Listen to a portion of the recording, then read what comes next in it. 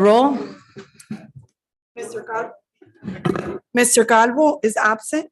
Ms. Casa Munoz. Ms. Garcia Robes.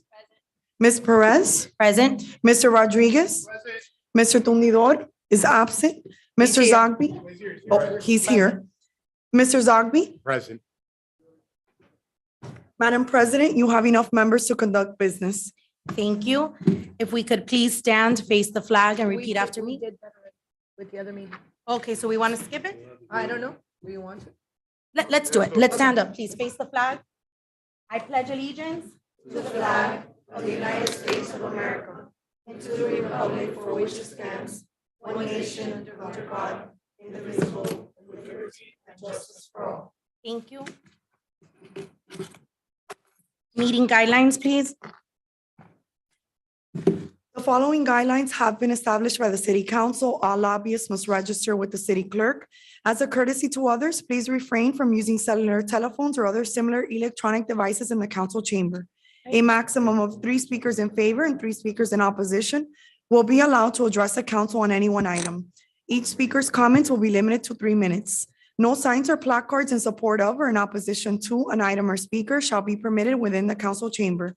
Any person, whether participating via the web platform, telephonic conferencing, or physical presence in City Hall, interested in making comments or posing questions on matters of public concern or on any item on the agenda may do so during the meeting. Members of the public may address the City Council on any item pertaining to city business during the comments and questions portion of the meeting. A member of the public is limited to 1 appearance before the City Council, and the speaker's comments will be limited to 3 minutes. The public can view public meetings on the city's YouTube page. Members of the public may hear the meeting live through telephonic conferencing using any telephone or cellular phone service. A smart device or computer are not necessary to participate in the meeting if you join by phone. All persons participating via the web platform will be muted during the meeting until called upon to be heard. Participation through Zoom requires a computer or smart mobile device with a microphone and web camera. The participant may elect to participate in the meeting using audio only or appear through both audio and video. The video function of all participants appearing through video will be turned off until called upon to be heard. Thank you so much, Madam Clerk. We're going to begin with some presentations. And I see that we have a lot of young youth in our audience today and a lot of family members that are piling into our next presentation. But before I begin, I wanted to acknowledge someone that's in our audience today that's going to be working directly with our youth. And we have a school board member present today. Can I please have Danny Espino stand up? Everyone give him a round of applause. He's going to be our new school board member here working with the city of Hialeah. So thank you for being here with us today. We appreciate it. Our presentations, Madam Clerk. The Hialeah Parks and Recreation Department recognizes the water polo team for their excellent performance at the Sunshine State Water Polo Tournament. And with that, if we could have the council members go down so we could acknowledge the water polo team. Yes, one of the ways that you could tell if you grew up in Hialeah is just to simply ask them, what park did they participate in? Is that right? What park did you participate? Slade Park. Did that was a basketball? I was the best. Did you have a pool? No, we didn't. You have a pool. Okay. So it's really for us a source of pride. And today we got award winners in our presence and a lot of hard work here. And it's really a testament to them, the hard work that they do, the support of their parents, but it also is a testament to our Park and Rec program. I'm gonna let you take it off. Thank you, Mr. Mayor. Good evening, everyone. Mayor, President, and council members. Thank you for the opportunity. For those that haven't had the pleasure of forming the meeting, my name is Douglas Cordovi. I'm the aquatic supervisor. And I'm here honored to introduce your Sunshine States champions. What is Sunshine States? It's an Olympic-style sport tournament that it concludes at 47 members with its 47 teams. This was taking place back in June. And it's an honor for me to introduce your 12 and under, first place, Sunshine State, and your third place, 14 and under. Please, when I call your name, rise.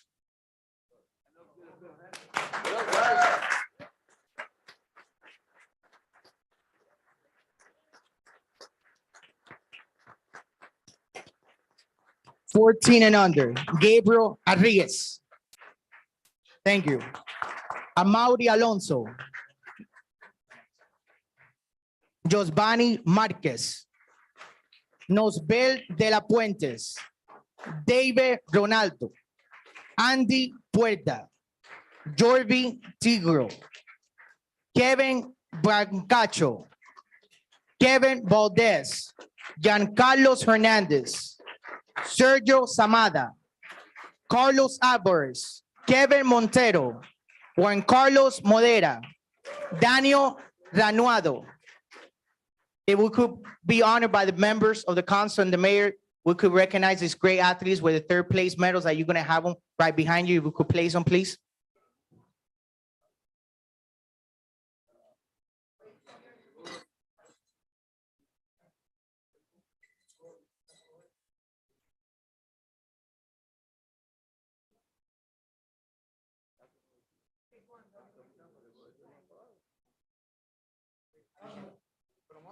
Yeah, please.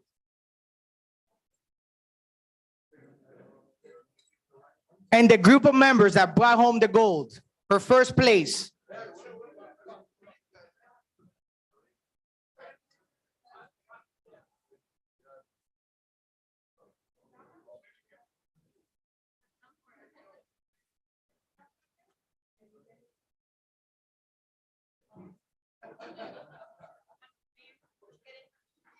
Can we have the coaches as well, please?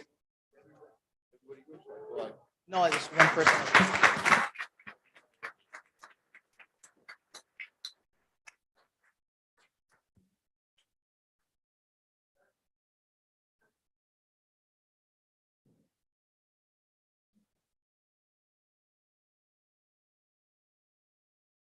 Okay, so the team that brought home the gold in first place out of 47 teams, these great athletes will perform.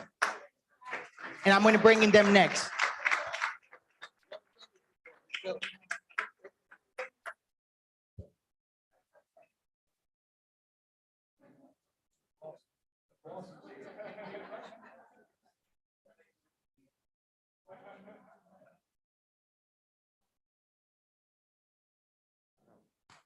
All right, 12 and under, first place. Nelson Marquez, please.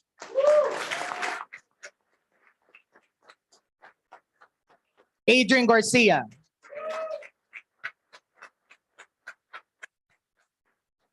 Alejandro Alonso. Sebastian Vázquez. Brian Samada. Alejandra Beltrami. André Saber. Vicente Valdera. And these are your athletes that brought home the first place from Sunshine State. Congrats.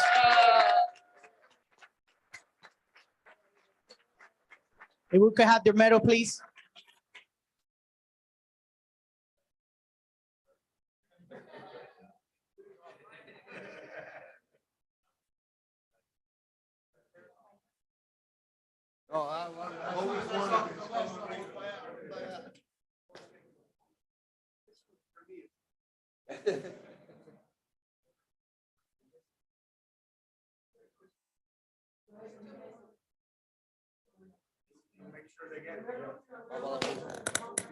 Congratulations. Congratulations. Good job. Good job, guys.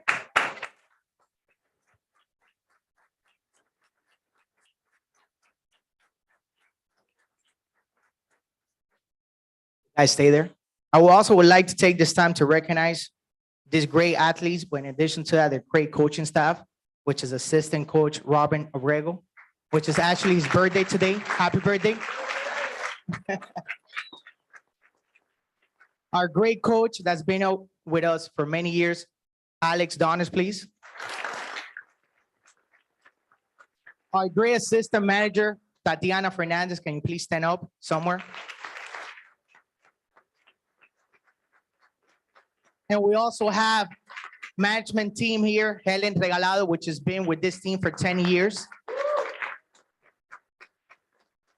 And lastly, but not least, I would like to take this time to darle las gracias a todos los padres y familiares que están aquí por el sacrificio que han hecho y para dejarles saber que su sacrificio no ha ido sin reconocimiento. Muchas gracias a todos por la oportunidad y esperamos que esto sea uno de los muchos eventos que vamos a participar y tener el orgullo de tener los atletas nosotros participando.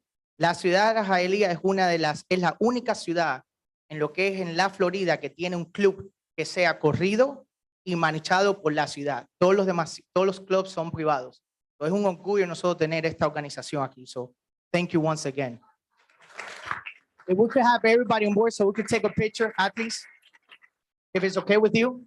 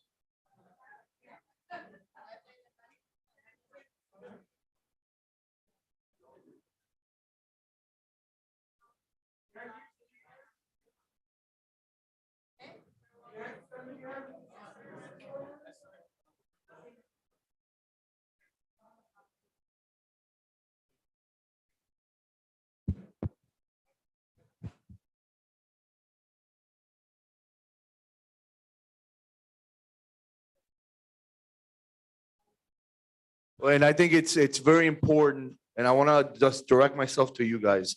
Let this be a testament. Let this be a testament. There is nothing that you cannot achieve through hard work, through perseverance. There is nothing. With the support of your parents and your hard work, the sky is the limit. We're proud and honored that you guys took the Hialeah name and took it other places and brought back hardware for the city, okay? Thank you all. Thank you. Gracias a los padres. Thank you. Thank you.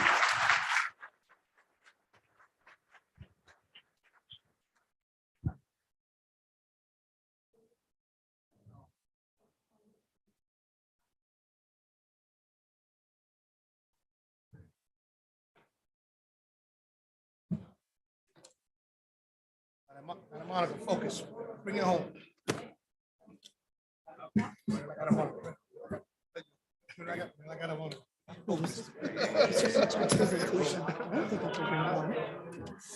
Bueno, let me not jinx it. Yeah, about a barman. I already ate it. Yeah, I killed it.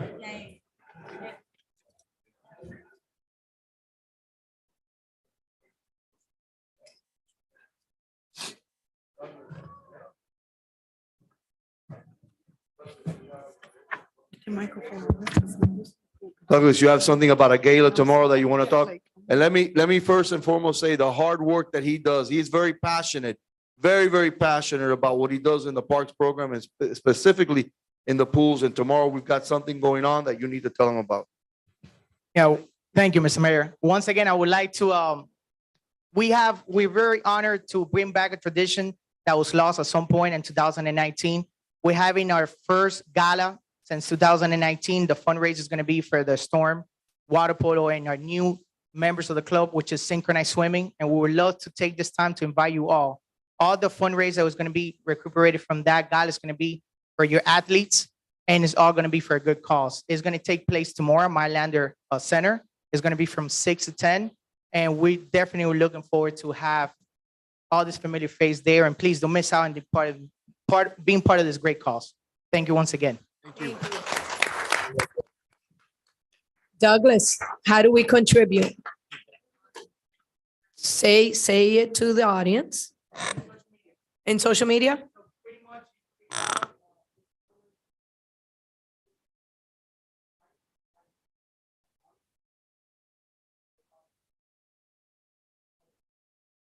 Thank you.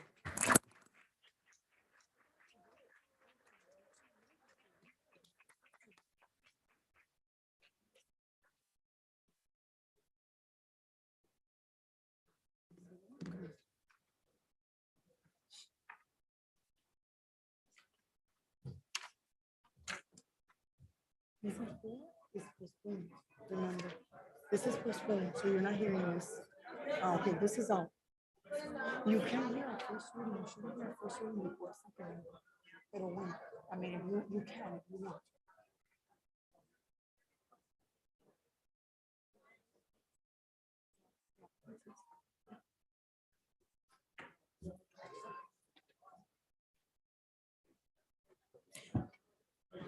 Okay, we're moving on to our second presentation today. Check presentation by Aftermath Services LLC to the Hialeah Fire Department, which was spotlighted as an honorable mention in the 2022 K-9 grant.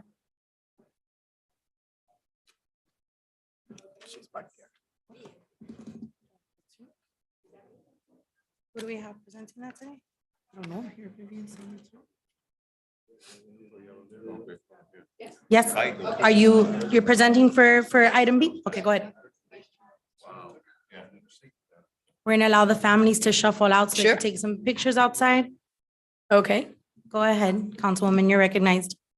you- We're on she can presentations. speak and then I'll B, speak. go ahead. Could come right up, yeah. Oh, what do I do? You could lean This? the poster Okay, against that thank you. wooden background if you want.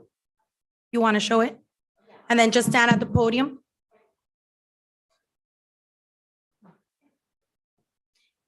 If you could please stand at the podium first, you could give,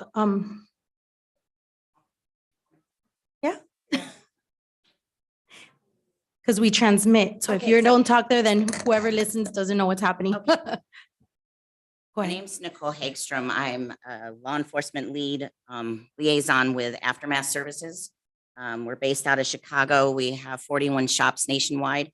Hialeah Fire Department applied for the K-9 2022 K-9 grant.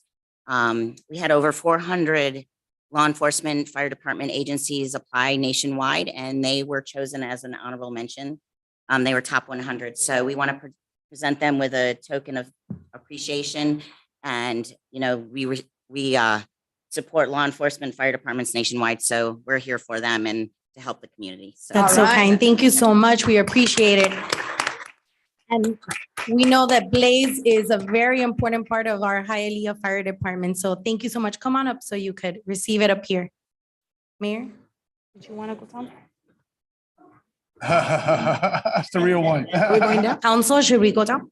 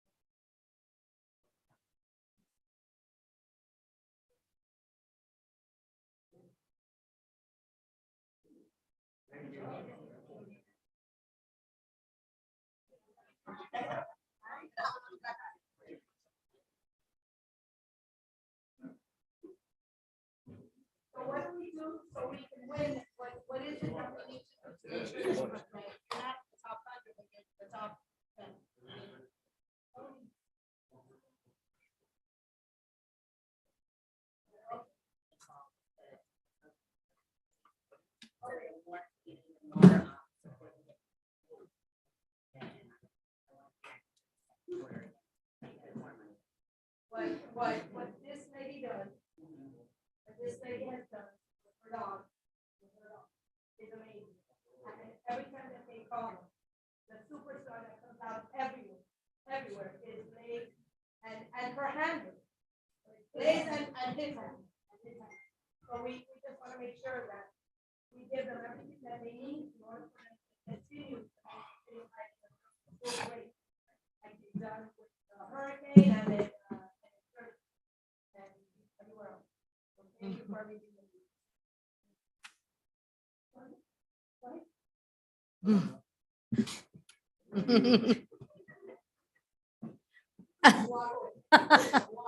It's still a competition.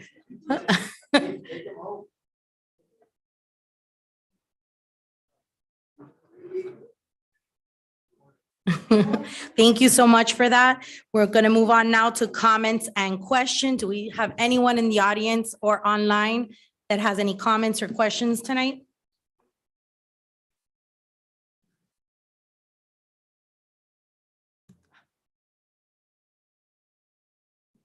Anyone online? Okay, we're going to move on to announcements and amendments to the agenda. Items 10A, PZ4, and LU3 are postponed until the city council meeting of January 10th, 2023. Consent items NN and WW have been amended to reflect the correct expenditure amount as reflected in the department director's letter to the mayor. Thank you so much, Madam Clerk. Let's move on to the consent agenda. Do we have any council members that would like to pull an item tonight? Yes, you're recognized. EN. E, EN. N, CC. CC, FF. FF, II. II, KK. KK. Thank you. Anyone I'm else? looking for the EN.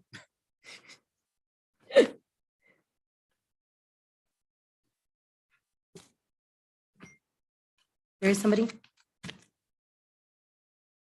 Motion. Second. All right, we have a motion from Council Member Rodriguez and a second from Council Member Zogby. Mr. Zogby, Yes. Ms. Casa Munoz, Yes. Ms. Garcia Robes, Yes. Ms. Perez, Yes. Mr. Rodriguez, Yes. Mr. Tundidor. Yes. Motion carries. The consent agenda has passed except items E, N, double C, double F, double I, and double K. Thank you. Item E, please. Proposed resolution donating $50,000 to the City of Hialeah Scholarship Fund Incorporated for the purpose of gifting the donation to the City of Hialeah Scholarship Fund Incorporated to the Florida International University First Generation Scholarship Program to provide scholarships to City of Hialeah students who are first generation college students and providing for an effective date. Thank you. Through the chair. Councilman? Yeah, just a quick question. This fund, is it a city-owned fund or the City Hialeah Scholarship Fund?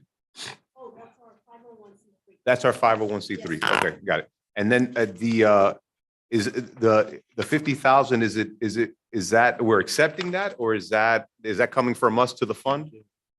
Okay.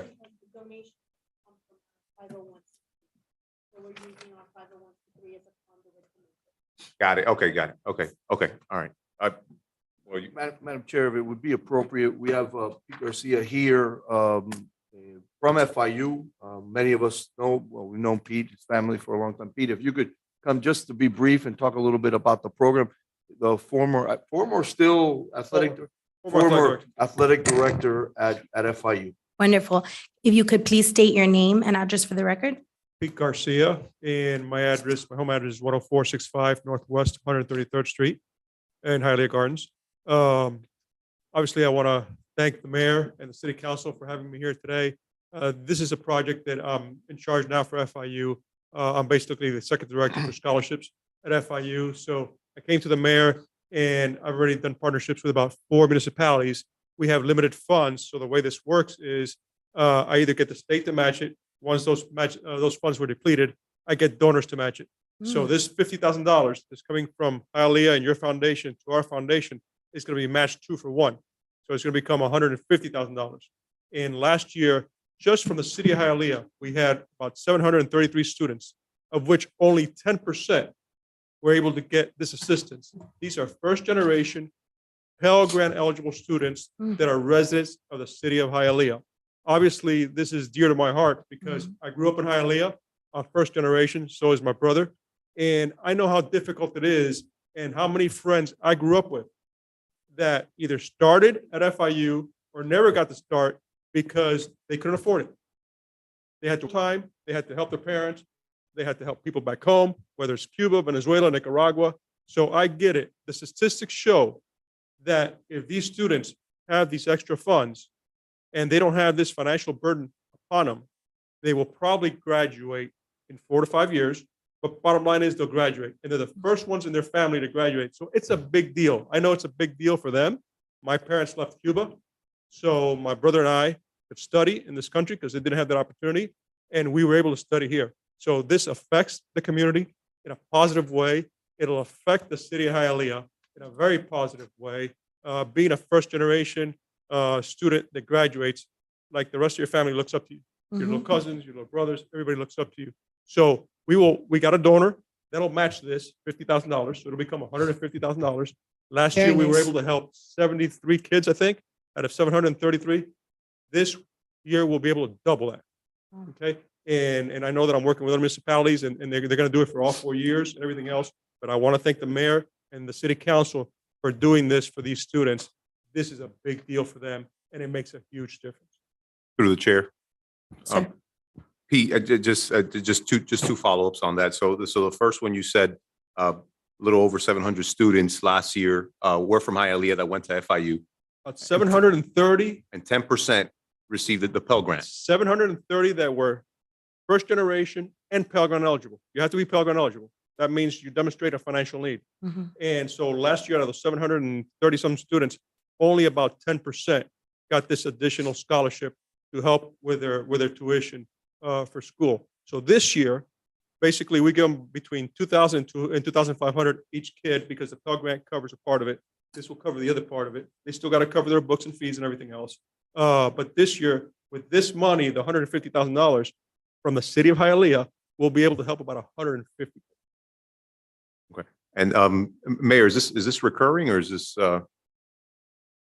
No, it's not recurring. It's a one-time. We could evaluate, obviously, the program moving forward, and it's something that I believe has benefit. You're all going to, at some point, be able to meet some of the recipients of this scholarship program, and then we can make a decision. Is it something that we want to continue to engage in? But I found this something to be, it could be transformative, obviously. Getting somebody or helping someone get a college education, as many of us know, could be life-changing. Yeah. And so it's because of the matching, more than anything else, we are obviously putting this money on steroids to be able to help some that probably wouldn't have a chance or may not be able to do it, maybe do it in a longer period of time. And so I found value in it, and that's why we had brought it to you guys. I move. Motion by Councilman Tundidor. Second by Councilman Rodriguez. Ms. Casa Munoz, Yes, absolutely. Ms. Thank you. Garcia Robes, Yes. Ms. Perez, Yes. Mr. Rodriguez, Yes. Mr. Tundidor, Yes. Mr. Zogby. Yes. Motion carries. The item is approved. Thank you very Congratulations. much. Thank you. Next item, item N. Request permission to waive competitive bidding since it is advantageous to the city and extend the service agreement between this vendor and the city. Agreement which was effective through September 30th, 2021, and issue a purchase order to Civitas Community Development LLC for consulting services regarding the city's compliance with the rules and regulations of the Department of Housing and Urban Development in a total expense amount not to exceed $100,000. Thank you. Councilman? Yeah, just to clarify, we've had this vendor already, correct? Yeah? For a year, I believe we've had them for several years. for several Excuse years? me, can you please give your name and address for the record first? Maria Ruiz, 501 Palm Avenue. Thank you. For several years? Yes. Focusing on this in particular? What is it, the consulting services, just to assure compliance with housing and urban development rules and regulations? Correct. Previously, the city was relying on them more because they were actually doing more of the work. We are now trying to transition from having a consultant to doing everything in-house with existing staff. This is going to help us get over that hump for specifically fiscal years 2015 through 2020, which have not been fully closed. So what type of compliance? Is it contractual compliance or what? It is tied to multiple things with the federal funds that were allocated to projects that were funded prior to the existing staff arriving. In some cases, the reports weren't completed, so we don't know how projects were completed. In other cases, it is ensuring that IDIS, which is the system that HUD uses to report, is updated for those projects that occurred prior to the existing staff arriving. And in other cases, it's ensuring that our environmental reviews which are tied to all projects receiving federal monies, are completed. Because I know, Can I double, go ahead. from what year to what year did you say we're checking compliance? 2015 till We're still now? doing compliance going back multiple years because they were not properly closed by the previous. But we're going as far back as 2015? 2015, we're about to close. 2020 is the one that we're still having active issues. Because of the PPE funds and all that we received? It's actually a variety of issues, all tied to CDBG and home NSP, Okay. which are programs that in NSP's case, we already spent the money several years ago. So they're reviewing, so I just want to make sure I'm tracking to this. So they're reviewing compliance for 2020 moving forward. So there's a variety of things. They either help us with the back data that was for projects that occurred before existing staff was here, and they were the contracted provider assisting the city in managing those projects. In current year, they're helping us with environmental reviews and submitting the CAPER, which is an item that was approved earlier, and other reports that are tied to IDIS, since we do not have fully trained staff yet in IDIS. So I guess what I'm trying to say is they're not reviewing things that they've already reviewed in the past. No, Okay. no. All right. Thank you. Motion. Motion by Councilman Tundidor, Second. second by Councilwoman Munoz, sorry. Sure. Casals. Yes, Casals Munoz. Ms. Casal Munoz, Yes. Ms. Garcia Robes, Yes. Ms. Perez, Yes. Mr. Rodriguez, Yes. Mr. Tundidor, Yes. Mr. Zogby. Yes. Motion carries. The item is approved. Thank you. Next item is CC.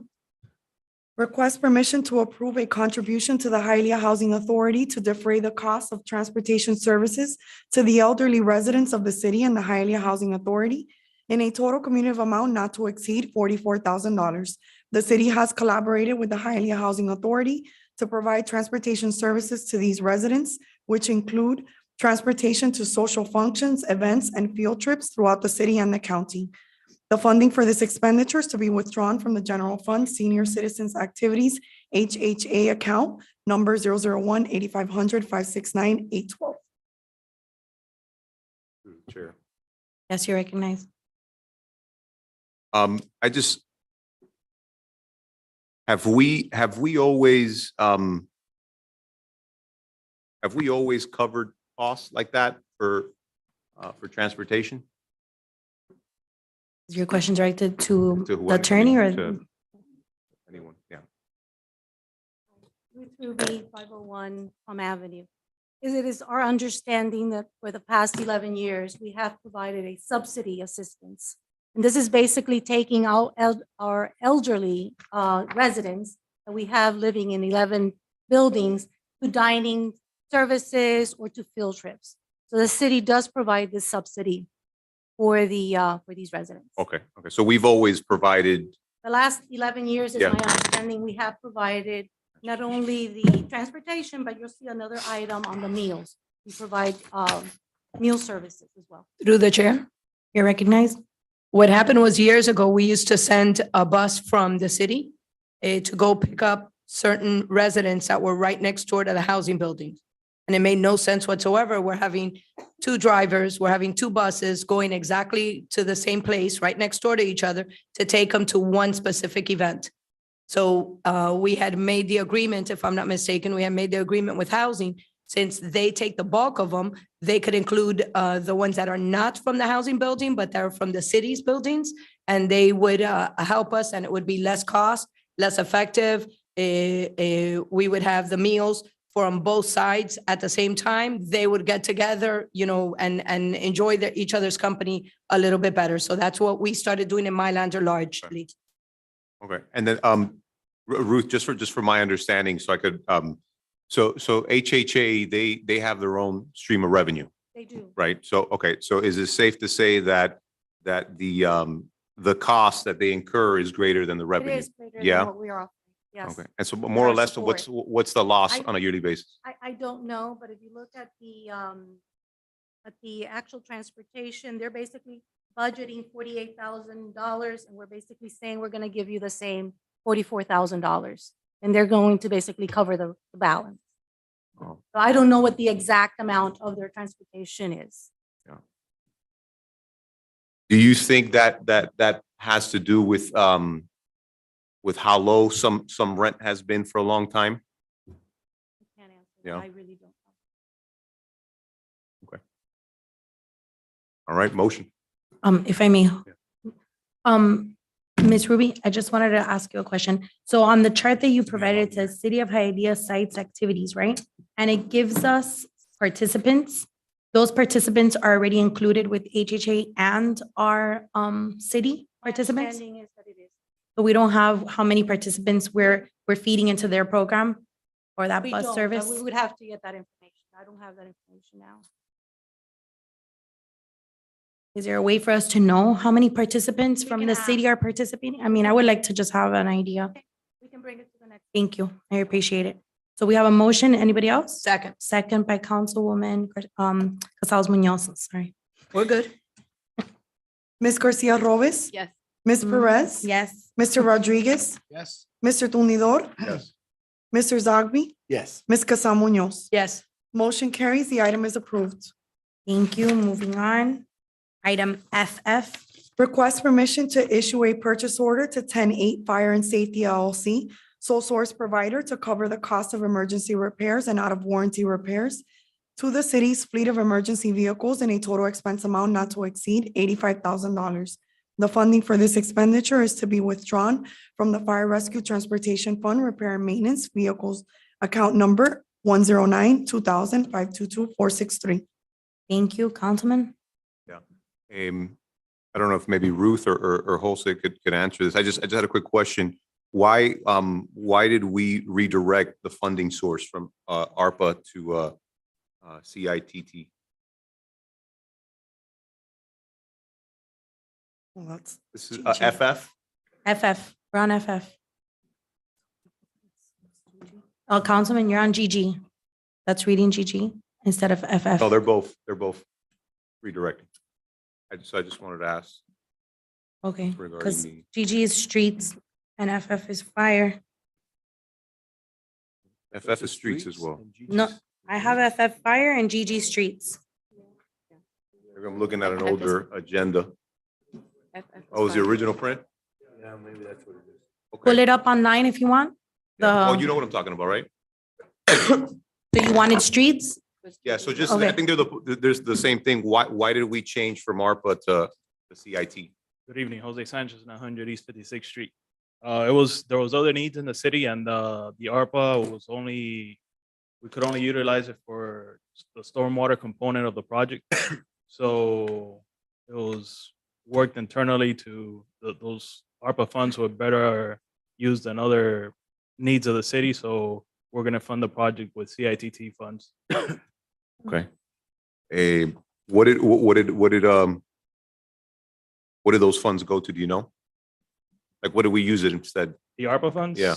I'm not sure. It didn't stay in our department. It was used throughout the city. Okay, Not sure exactly what. okay, that's fine.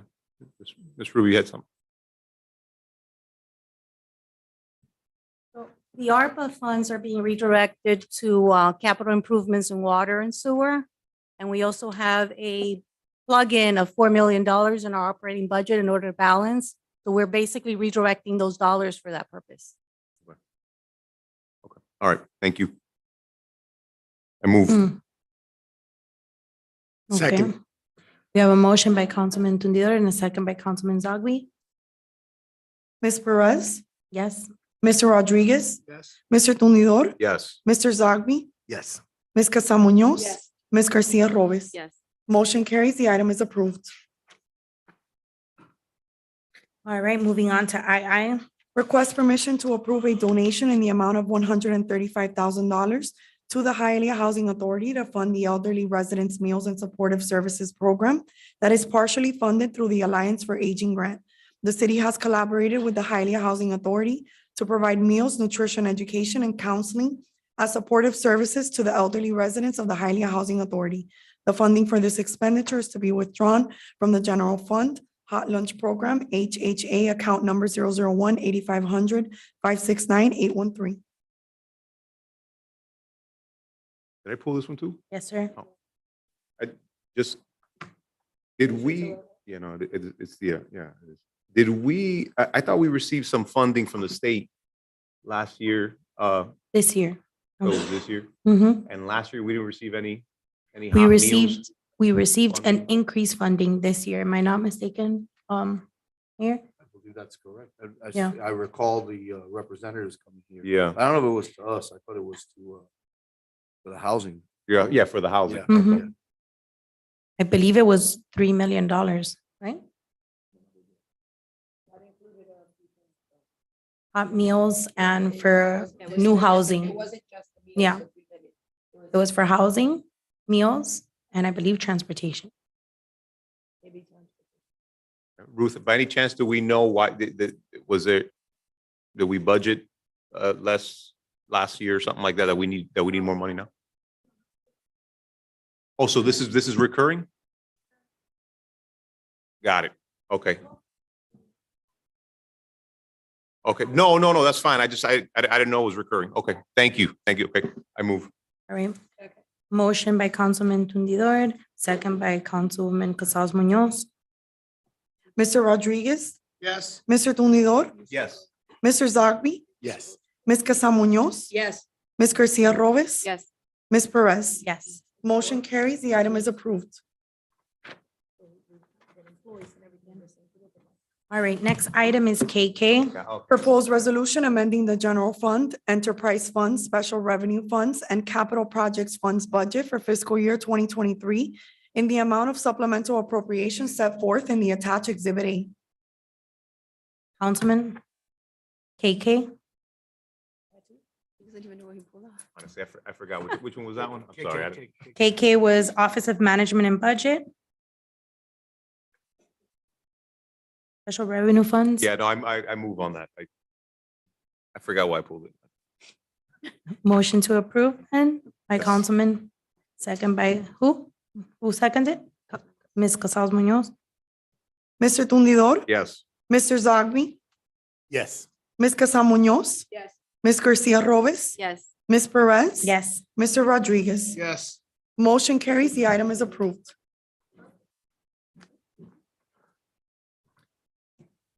Thank you. Moving on to, we're done with consent agenda. Now we're on administrative items. 10A has been postponed, so we're moving on to 10B. First reading of proposed ordinance amending chapter 46 entitled Historical Preservation of the Code of Ordinances and in particular revising Hialeah Code Section 46-40 entitled Powers and Duties to prohibit the naming of city buildings, facilities, parks, rights of way, and other city properties if an elected official or relative was arrested, repealing all ordinances or parts of ordinances in conflict herewith, providing penalties for violation hereof, providing for inclusion in the code, providing for a severability clause, and providing for an effective date. Do we have to discuss it on, yeah, go ahead. Very curious why we have this in, specifically in this language. Because we had, I thought we had. 10B, administrative. 10B, the Historic Preservation Board, right? Mm-hmm. So I'm curious, I thought we had, and I don't remember because I don't think I was on the board, that we had revisited to name a building after an elected official. Did that finally pass? I don't know what the latest was. Only rescission from the language that prohibit us naming buildings or facilities after living official was the carve out for federal elected officials, for officials in federal law. So you'll find that language there, starting from the however, in the body of section 13. And it reads, other than elected federal officials. The name shall not include that of an elected official or relative during the lifetime of the elected. So that was the First Amendment that this administration proposed for this ordinance, and this is the sub- And the subsequent is we have to, it's the underlying language. I know, I just lost it here on the computer. I'm sorry. Give me one, let me pull it up again real quick. I'm sorry. And this is 10B. Correct? Because I have the old agenda as well. It just concerns me when we have to write something like that. So the fact that what was underlined. Remember when there was papers?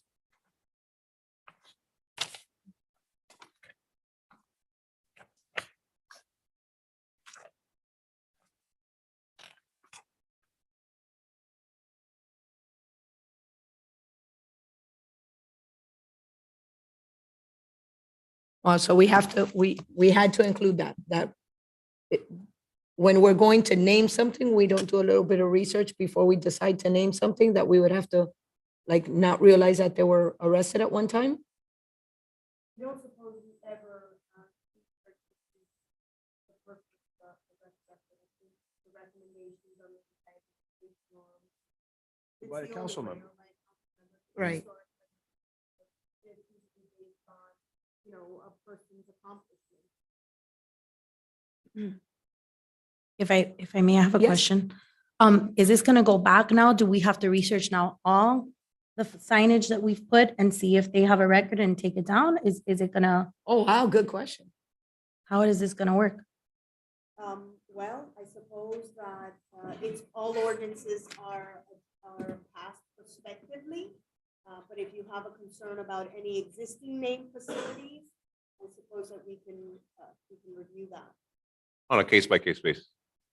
Right? We could go back and review it. You know what I'm If we, saying? Like, if we think maybe, If you have a concern about any existing facilities and the officials that, you know, the facilities and the officials that are.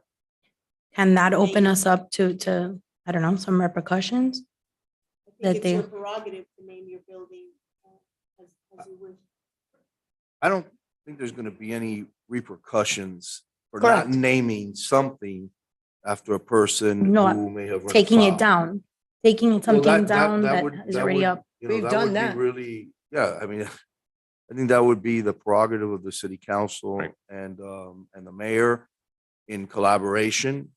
If residents in our city were aghast at something that a past council had done, I guess there could be a remedy there for handling it. Right. Nothing comes to mind, a lot of street namings, obviously. I know it, before I got here, I think the council had already acted on not name anything that somebody was still alive, if I recall. That's why I remember the naming of this Yeah. building at one time, Proyecto Casas Park.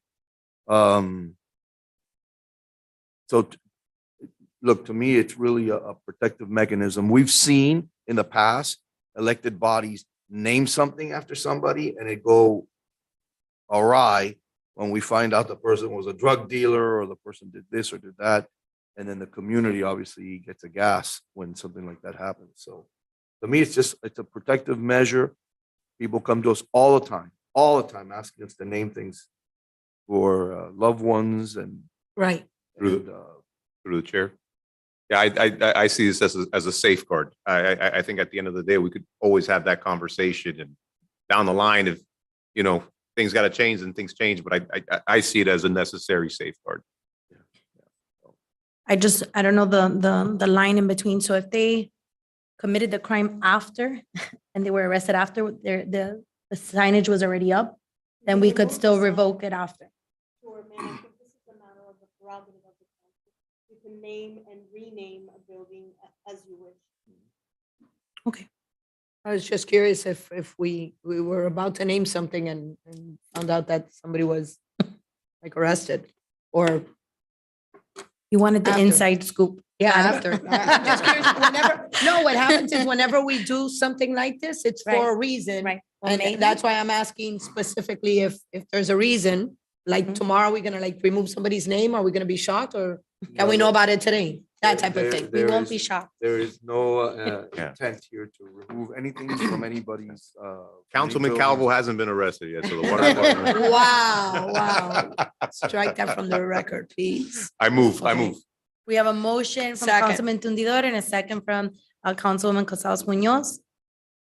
Mr. Zogby, Yes. Ms. Casal Munoz, Could they be arrested and acquitted? Or it doesn't matter? Yes, Okay, Ms. Garcia Robes. Yes. Ms. Perez, Yes. Mr. Rodriguez, Yes. Mr. Tumnidor. Yes. Motion carries. The item is approved. Second reading and public hearing is scheduled for January 10th, 2023. Thank you. Item 10C. First reading of proposed ordinance amending Chapter 2 entitled Administration, Article 3 entitled Boards, Commissions, and Committees by creating Division 10 Long-Term Care Oversight Committee, Sections 2-763 Established, 2-764 Composition and Term of Service, 2-765 Duties and Powers, and 2-766 Meetings, Quorum and Voting, Attendance Requirements, Rules of Procedure, Minutes, repealing all ordinances or parts of ordinances in conflict herewith, providing penalties for violation hereof, providing for inclusion in the code, and providing for a severability clause, and providing for an effective date. Thank you. Through the chair, You thank you. Recognized. Thank you. This is just the language that we've talked about before in the past, and because Hialeah has one of the highest concentrations of long-term care facilities in the state, especially around this area, I think it's important at a minimum to have some sort of forum to be able to discuss different topics with regards to that industry. So we'll have a few folks, a lot of representation from the industry on that committee, and make any necessary, if needed, recommendations to the mayor and to the city council, especially during times of hurricane season and things of that nature. So I hope to have everyone's support on that. Councilman, do you have a number of how many licenses of these facilities we have in the city? I know we have over 100. Yeah, that's in combination of ALFs and nursing homes. But the dominant one are ALFs. We have a lot of 6-bed facilities that were single-family homes that were repurposed into these ALFs. But yeah. Okay, I think that's great. And you're gonna compose of a committee after this? I see it's here in the wording. So it's gonna be made up of how many members? Can you? I think it's a nine or something like that. Yeah. So we'll have a council member, we'll have someone from the mayor's office, and then we'll have the industry. All right, thank you. I move. I have a motion by Councilman Tundidor. Second. I have a second by Councilman Zogby. Ms. Casal Munoz, Yes. Ms. Garcia Robes. Yes. Ms. Perez. Yes. Mr. Rodriguez, Yes. Mr. Tumnidor, Yes. Mr. Zogby. Yes. Motion carries. The item is approved. Second reading and public hearing is scheduled for January 10th, 2023. Numbering of the first section, if there's a mistake, it should not be 2-7.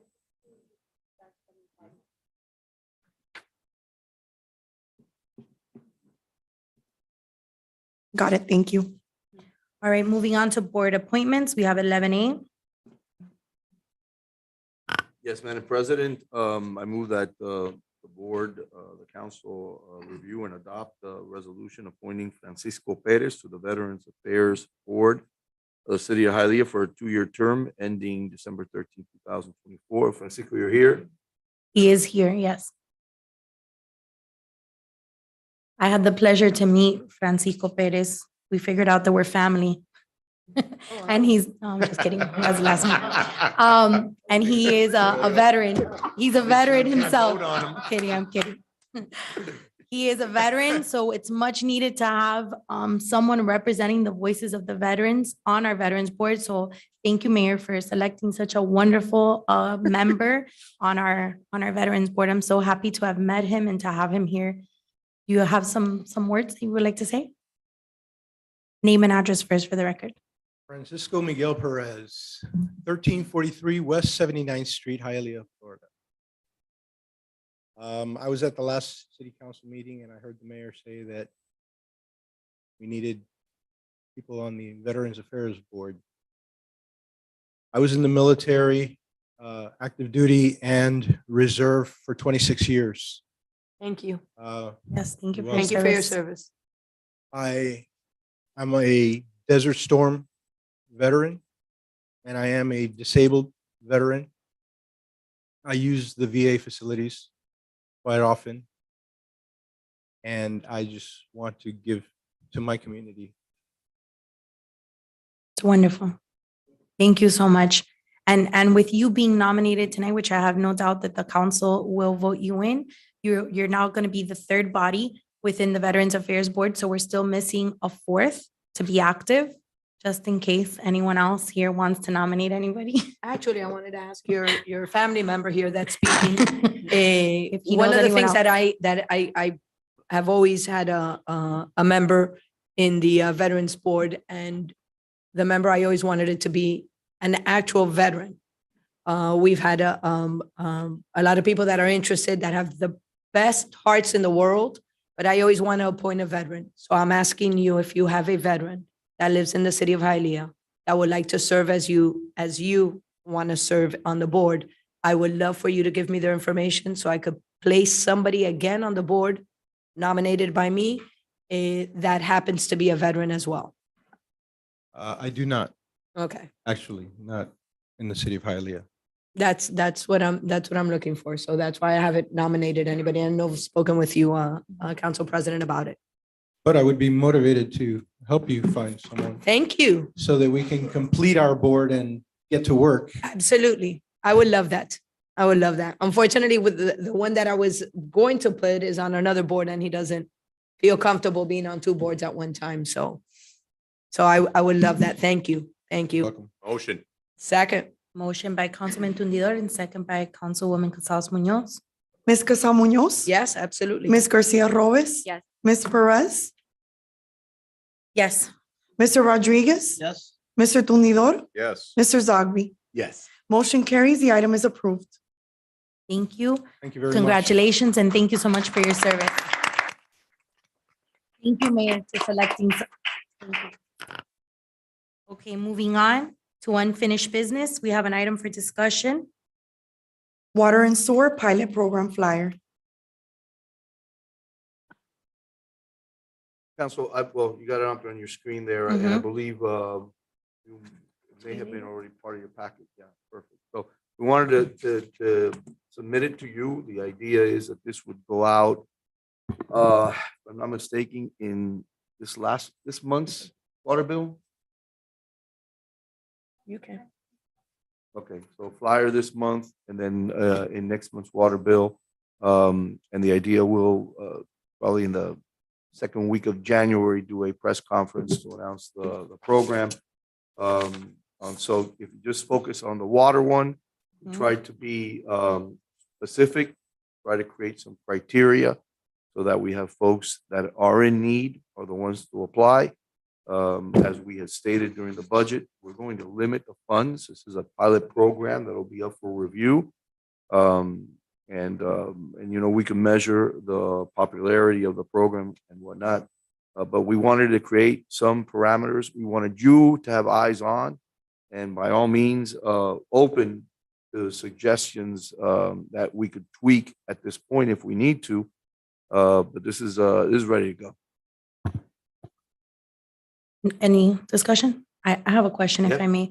So reading the how do I apply section, it says that there's like a Zoom grant link. Is there going to be, I know in the past when we've done these kind of grants, we've had the grants department assist and the residents have come in and they've done it there at the office. Is that a service we're going to be providing for some of the elder residents? We don't have the resources to be able to have walk-ins. So what we're doing is we have a portal where basically it's a very simple application they can fill in and complete. We can answer any questions. If you have any questions, there's the numbers to the grants department.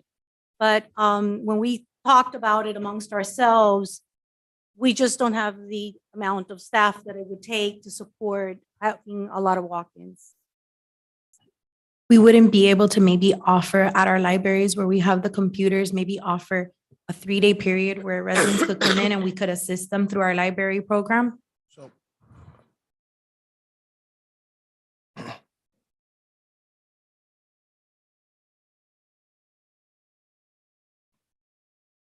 Maria Ruiz. Yes, we could definitely partner with the library, but I will say that for the most part, we haven't had any elderly person that we haven't been able to assist via phone because the system is so easy and it's so intuitive that it's very easy to do. For anyone who doesn't have access, they can call and make an appointment and we'll help them in the office if they don't have access to internet or don't have the ability to do it themselves, either for vision issues or anything like that. But I can tell you, based on ERA and all of our experiences, we have had very little demand for that. So we believe that the portal should be able to handle the demand. Okay, all right, thank you. Through the chair, You're Maria? recognized. right, through the chair, Maria, that's not the time, but I'm part of the board with you. I would like for the council here to state that you had your grants department, where it is now and where it's going forward. I'm privileged to hear you once a month, but definitely that so they can understand the work your office is doing. Okay. Having said that, I think I'm the only one that had the elderly. You can help me out, and pretty much called the office and they walked her through. So that, they're doing the best they can. So pretty much they're very flexible when they have their elderly in the office. Okay. Yeah, So I- but one of the bullet points says that they have to be 62 years of age or older. So I'm just seeing the population, seeing, some people don't have that high-speed internet or You're right. that kind of So- service. So I'm just wanting to service that population as best as we can without making them feel discriminated with the services that we're providing. you know? Gotcha. And make it a comment that we just received the letter yesterday that we're gonna go see her tomorrow. She's 84 years old and she can't come. And she has that issue too. So it's live. So I'll let you know Yeah. when that comes around. We have a live issue tomorrow on that. So there is a need for what she's saying. So Is that something that we could discuss? Maybe if we do see any kind of feedback that's negative, maybe having an open discussion to having it at the library for maybe a 2 or 3 day period with our office, with our library staff Yes, that is there? yes. Okay. All right, perfect. Thank you. I appreciate it. Do we have a motion? Motion. Second. Motion from Councilman Rodriguez. Have a second from Councilwoman Casals Munoz. I don't think we need need a action vote on for this this? item. Which ma'am. one are we at? Oh, no. Okay. Oh, it's discussion. All right, we're moving on to new business. You're right. Council President Perez discusses section 4.07 of the city's charter, which requires that all members of appointed or elected boards of the city be resident electors. So this item came up with, we had a board appointment. We wanted to discuss having some of our student advisory board be students that are on the youth advisory board that learn in our city, but they're not residents of our city. And then it developed to other boards where we had this similar issue, like our beautification board. We had allowed some members to be on there that maybe weren't residents of the city. So in order for us to change this in the charter, it has to be voted on the next referendum. We would have to change it, or we would have to adjust the You boards. mean the next referendum? We would have to put it up to be voted on if we want to change this on the charter. Because we currently have people sitting on certain boards that don't live in the city, which goes against the charter. Right. And then we also are closing it off for what the example that just happened with you. You asked veteran Perez to assign somebody and he told you he doesn't have anybody. So we get into these roadblocks. So either we have some students that are phenomenal students that don't live in the city, but learn here, play here, do our extracurricular activity, bring back awards to the city, but they don't live in the city. So they spend the majority of their time, and this is something that Mayor Bovo and I had talked about 7 or 8 hours a day within the city, but then they live, let's say, in Hialeah Gardens. So if this is something we want to change, we have to be very specific, because obviously we only have 70 to 75 words when we add it to the next, if we want to add it to the ballot to be voted on. And we also don't want to open it up, in my opinion, from the way that I see how the board works. We don't want to open it up and say everyone that sits on that board can be an outside resident. So maybe we would allow 2 members to not live within the city so that we could still have that board be active.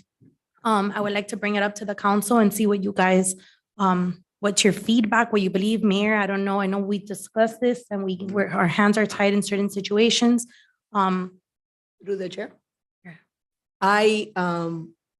When we've done the charter review in the past, and this has come up just in conversation, not that we've had an idea of changing that, I definitely do not agree to have anybody sitting on a board that does not live in Hialeah. I know that people come here and spend the entire day here. But until you're here every single day and you're seeing everything 24 hours a day in the city of Hialeah, it doesn't hurt you because you go home somewhere else. So that's, and that's me. I mean, I think if I bleed, it doesn't bleed blood. It's, Hialeah. And that's But- the feedback that we know that a lot of people will get when they read that on the referendum to be voted on. Correct. And we will have a lot of that pushback, but then we're seeing that we've had, for the example, the Veterans Board that's been how many years not active because we don't have veterans in the city. That's just one No, example. no, no, agreed. So it's either we're productive in one area or we're not. So we have to kind of make a So decision. and I think your point is perfect. And I know because that was my issue with them being veterans, because I could find somebody for that board, but I wanted to be a veteran that will be, that would be passionate about the Veterans Board. Right. And I think that and I'm putting myself before I'm saying anybody else, laziness on my part, because I just spoke with somebody that sent me 3 resumes for the youth board. And the first thing I asked is, what school do they go to? And I'm like, they told me HML. And I said, is that even in Hialeah? As a joke, but they are from Hialeah. So I was very excited that they're from Hialeah. So I asked them to send me the resumes so I could review the resumes and sit with them and tell them, what the requirements are and what to expect. But I think it's laziness on my part. I could find a veteran if I go out and look for veterans, because there's a lot of veterans that have served or maybe haven't been active, but did serve. And we just don't know that they're out there. So on social media, I could put something out there and find a veteran. I haven't done it because I've been lazy not to do it. So I really think that if you live in a place and it hurts you every single day, you would be more active than not. But it's up to the board. So if I could just, Yes, ma'am. something for fuel for thought. There are some boards that I would totally agree with you that need somebody that live in the city, because the decisions that they're going to be making have a ripple effect, right? So planning and zoning clearly Of has to course. have somebody that lives in the city. Mhm. But when we're thinking about veteran affairs, okay, a lot of the veteran affair issues really are not in our purview, right? More federal government type thing. So if a veteran that lives in Hialeah may feel the same frustrations and issues that a veteran that lives in Miami Springs, right?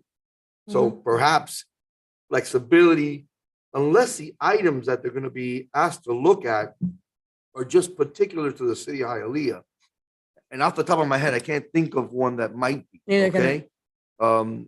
So perhaps as we think this through and the conversation that the council president and I had came out of an issue I was at Hialeah High. The student body president at Hialeah High doesn't live in the city of Hialeah, but she does spend the majority of the time. She lives in Miami Gardens. I don't remember what the reasons were, magnet program or whatever yeah. program. Mhm. And it also turned out that I believe another one of the student body leaders there, maybe it's the vice president or the treasurer, doesn't live in the city of Hialeah either. And they want to participate. They want to participate in our youth advisory boards, but we prohibit them. So the question is, what are we going to ask? What do we ask our youth advisory board kids to do? If anything, it's to advise us, right, on policies that and how it has a ripple effect. So maybe if we give ourselves that flexibility on certain boards, there's some that you can't. No, right? obviously. Some that you can't. But as we think about this, because the one frustrating thing I think for all of us historically is names, give us names to put on these boards and that they're going to participate. That's the other Right. one, right? But I think like a person like, would we consider Mandy Yanes a person who spends a lot of time in the city of Hialeah? Absolutely not. He's never here. Absolutely not. So here's a guy that we would eliminate from any participation, right? Yet he is the president or the chair or of the Hialeah Chamber. Correct. So it's just, I think we need to give ourselves that flexibility. So in these advisory boards that we have, and I know that the charter specifically mandates the boards we sit in, the personnel board, retirement board is the zoning board, but on advisory boards, is it a charter issue? So It's not a charter issue. So we could change it however we want. The You wording, actually have a bigger problem with calling the youth advisory board a board, Mhm. because in order to be a member of a board, you have to be a resident elect. And of course, our age group that is allowed on the youth advisory board will not meet the age required to vote. So I would suggest that it's a matter of semantics. You said the beautification committee is a board. It is not a board, it is a committee. And generally, you know, a board is, the council is a board. They have some sort of authority and decision-making power. And you do have chartered boards, which are the planning and zoning and the personnel board. You have other boards whose membership is dictated by state law, such as the Retirement. pension board, right? And so I think I've but looked at if the I can, words. the wording of the I have board, one. the advisory board, the committees, they all fall under the same umbrella of this charter, correct? No, I don't No. believe so. They all I didn't have. think so. I Oh, think 'cause you're we- naming them committees. They're advisory in nature. They advise the council. That's why I we was had saying. talked about that they were all. You have. 'Cause I don't want to change a The charter board is the for only one gusto. that bears the name the board, but, you know, you have a bigger problem because they're younger, they're not electors. I think we could fix that by simply changing it to a committee. Everything within the powers of the board are advisory. And the same thing could happen with the Veterans Affairs Board. It only bears the name board, but it really has no decision-making authority. So we don't have an So issue we with would- making those changes. I mean, we When can make we- the changes on a board, the council. That isn't to say And that administrative. you cannot delegate to Mm. committees certain authority. So Right. then, You could, but you we would you have to know, if rename, there- so then we would have to rename the committees, the boards No, we don't have to. appropriately to the ones The that only ones that aren't, that should be renamed are those two, are those two. yes, right now, because the beautification committee is a committee. Committee. Uh-huh. Right? It was. How was about the, created by ordinance and put into chapter 2 because I think this is what's giving us also a hard time trying to keep track, Of right, what of is the what? powers and the terms and who, because we have some by resolution, committees by resolution, and we're trying to consolidate anything that we create in chapter 2 of the code. It create some permanency into the committee. And so you may have some committees that are non-functional. There was a pension review committee that was never impaneled. It's part of your code. It just gives you that extra work to eliminate those defunct committees. and how about But the it- religious board? Because that one, I think we also have outside members. How is I that think one that's just a worded? committee as well. That's just worded committee or board? Because I remember when I that don't have started. that in the No, list of because the the- faith-based advisory board was adopted by executive order from the mayor's office. Which one? The faith-based advisory board. Correct. So it's not, It's not on our board list, It's on our not city on our board. No. right. I remember, that's what I'm saying. I remember when it was passed.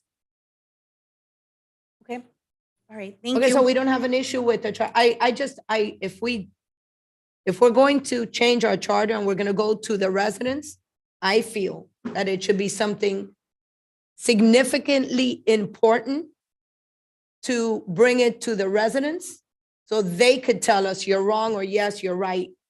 Significantly important. What? No, so I don't think that the committee of the youth is something that every resident in Hialeah is gonna say, well, wait, I need somebody from Hialeah or not. So I think if we're going to do a charter review, or if we're going to change any charter language, it's because we specifically need to do something or want to do something at that time, but not for something that we didn't need. But I'm glad that we don't need to go to charter or to go to the residents to change something that we agree on. If we could have the council get a copy of what are the boards that fall in those different umbrellas, just to have some clarification, since Councilman Calvo's not here either, just to see which are the boards that the wording, which one is the one that you have to live in the city, you don't. We could have a follow-up with that. Madam Attorney, thank you. Thank you. I appreciate that, sir, just for some clarification. Okay, we're moving on to zoning. Anything else, Mayor, before we close with you? You could go home.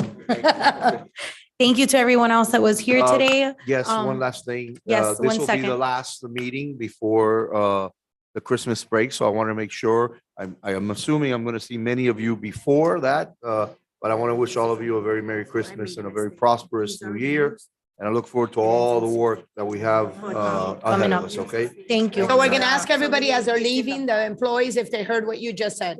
That he gave them a 2-week Yeah, vacation. a 2-week vacation. They but all got only a the 2-week, ones they that didn't heard. hear it because they were Only talking. the ones that heard. Okay, all right. All right. Yeah, they all paid attention. So whoever is remaining here is for zoning items. What we're gonna do is we're gonna do one swearing in. So if you decide to speak on an item, you will stand up and be sworn in by our clerk.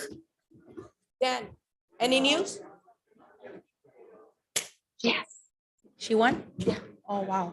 Well, it How depends. Which one? Fraga? Yeah, Frank.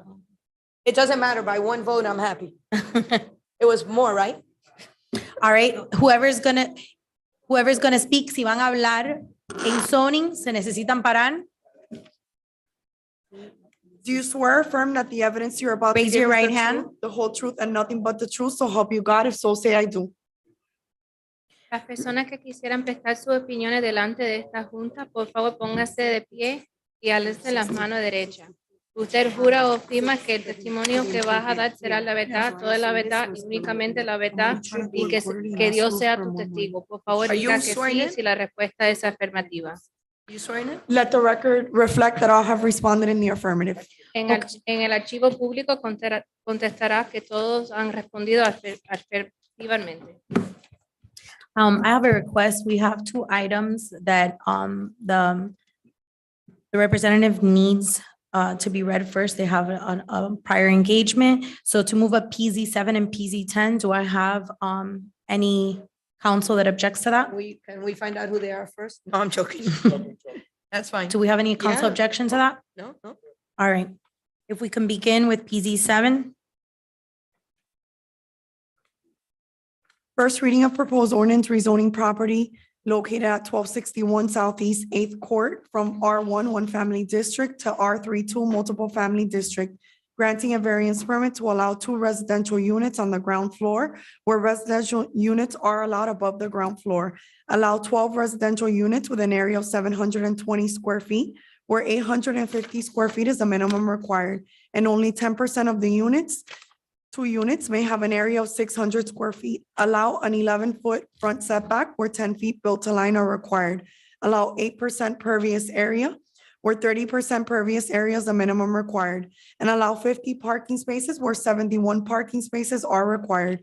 All contrary to Hialeah Code of Ordinances, sections 98-1630.2, 98-1630.3, subsection E1, 98-2056, subsection B1, and 98-2189, subsection 16A. Properties located at 1251 Southeast 8th Court and 1251 Southeast 8th Court and 1261 Southeast 8th Court. Folio number 043120011028. Hialeah zoned R1 One Family District and R32 Multiple Family District. Repealing all ordinances or parts of ordinances in conflict herewith, providing penalties for violation hereof, providing for a severability clause, and providing for an effective date.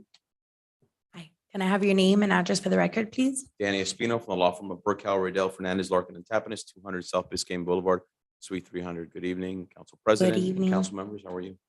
Good, thank you. Well, congratulations Ye- once again. Thank you. Wearing my zoning hat up here now. Yeah, I know. Very, very briefly, just run through a project which I'm very excited to bring the city of Hialeah, not only because certainly I live close by, but also because I think it's the first shoe to drop in an area that needs a little bit of TLC. Mhm. In terms of changing the slide. Next slide, please. Mhm. I'm here with Manny Roos, the project architect, and our clients. Property is located at 1251 and 1261 Southeast 8th Court, just a block off of Okeechobee. It's got frontage on 8th.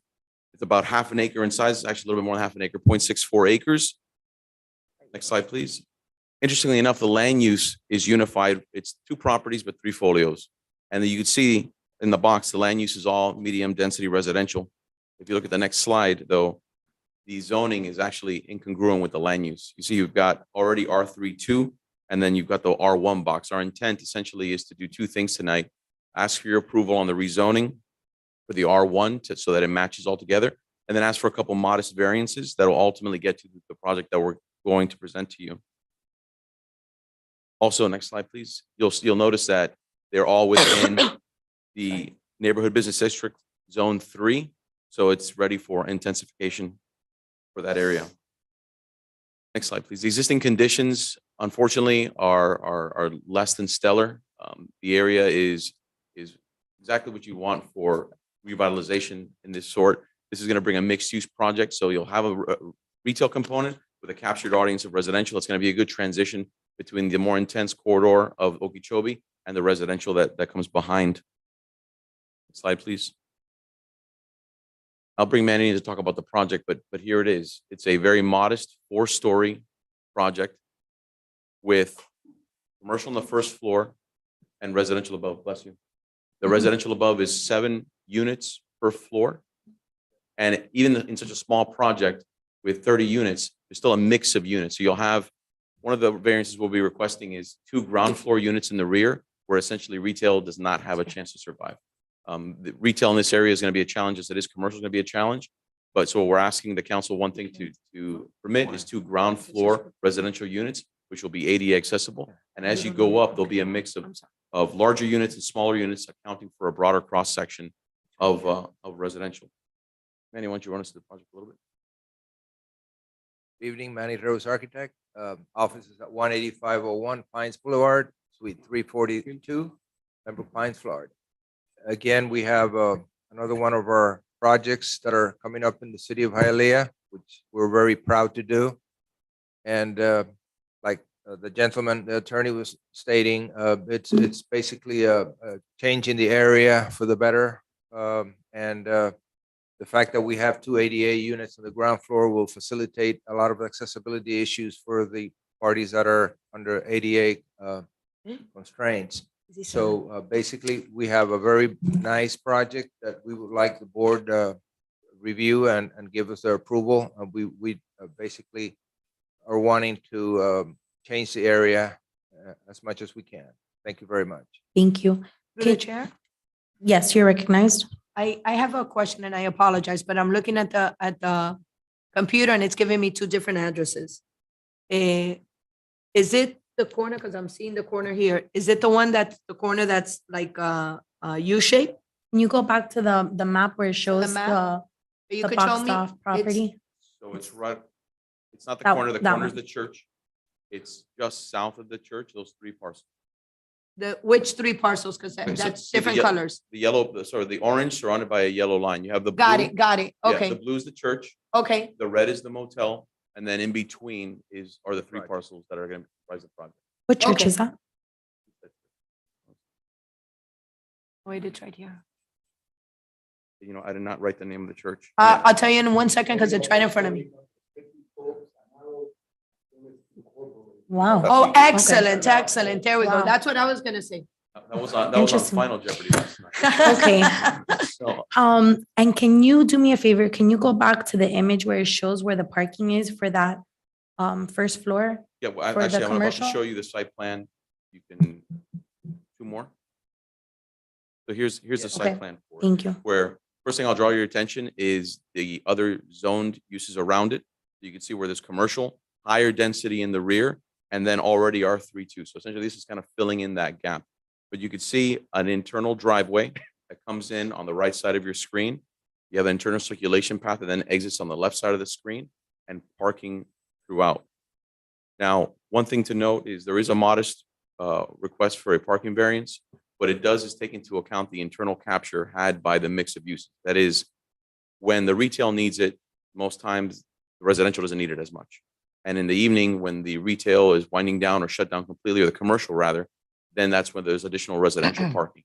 And it's, you know, typical of a mixed-use project, as you guys have seen throughout the corridors that you've established, where that happens. The other thing to note is this is in a prime location. Not certainly, this is not the transit-oriented development that you guys have established along the Metro Rail. That being said, it is in a great location to start establishing homes or houses with fewer vehicles, because you are within half a mile of Metro Rail. You are within half a mile of Tri-Rail. You're in half a mile of the airport transit station as well. So the idea is that you are on a corridor with also with buses and everything. There are a lot of options as compared to somebody on the west side of the city that really has relegated to a car and absolutely no other options.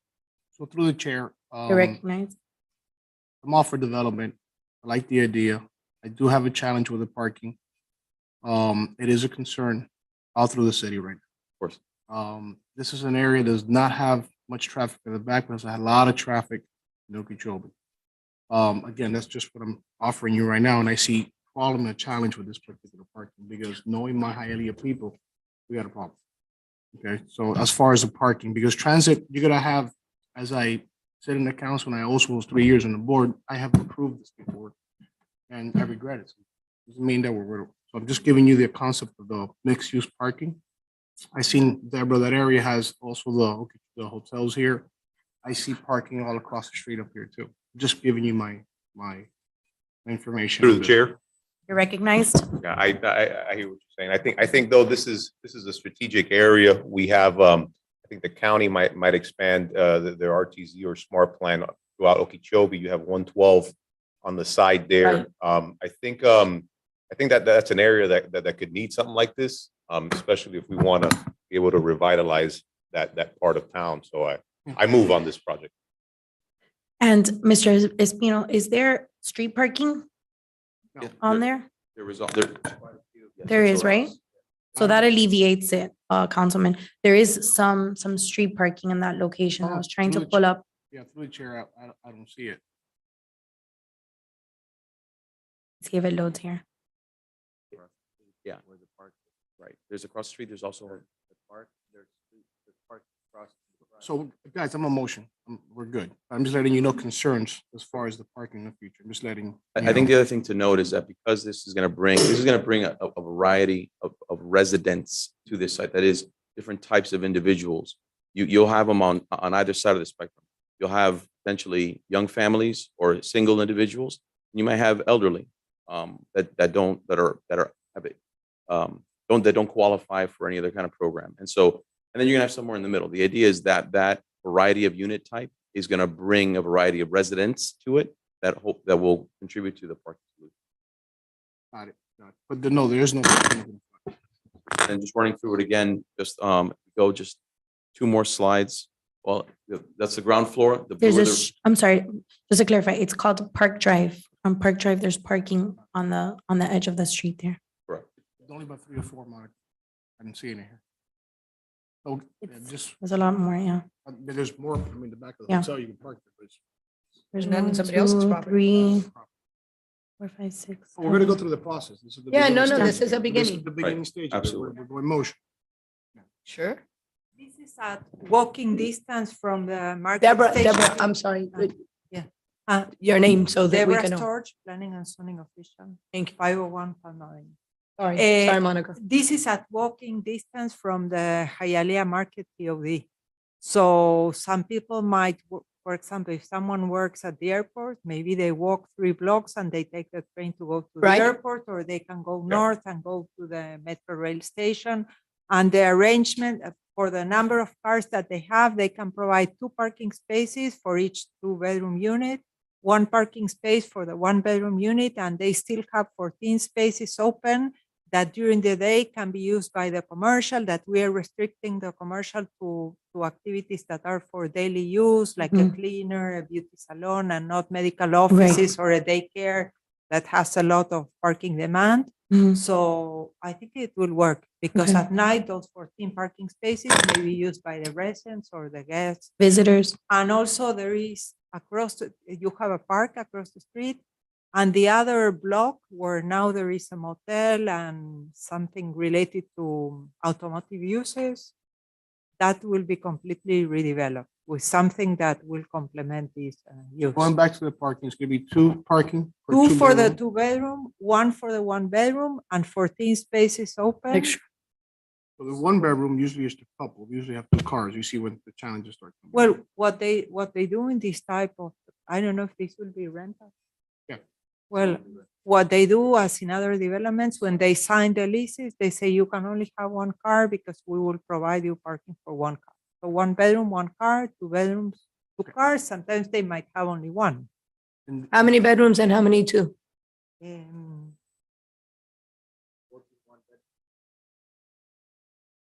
you go. It's a 14. Through the chair? All right, so we have a motion by Councilman Tundidor. Do we have a second? Second from Councilman Rodriguez. He had motioned before you. Yeah. All right. Ms. Garcia Robes, Yes. Ms. Perez. Yes. Mr. Rodriguez. Yes. Mr. Tumnidor. Yes. Mr. Zogby. Yes. Ms. Casal Munoz. Yes. Motion carries. The item is approved. Second reading and public hearing is scheduled for January 10th, 2023. Thank you, council members. Thank you Thank very you. much. We'll see you in Thank you. January. Happy holidays. Yes, Merry Christmas. likewise. Merry Christmas. Next item is PZ 10. First reading of proposed ordinance granting a special use permit pursuant to Hialeah Code of Ordinances, section 98-1630.8, to allow the expansion of the neighborhood business district overlay for the development of a 7-unit multifamily building. Granting a variance permit to allow only residential units where mixed use is required. Allow residential units on the ground floor where residential units are allowed above the ground floor level. Allow all residential units with areas ranging from 550 square feet to 600 square feet, where 850 square feet is the minimum required, and only 10% of the units may have an area of 600 square feet. Allow a 5-foot east side setback where 15 feet are required, and allow 8 parking spaces where 14 parking spaces are required.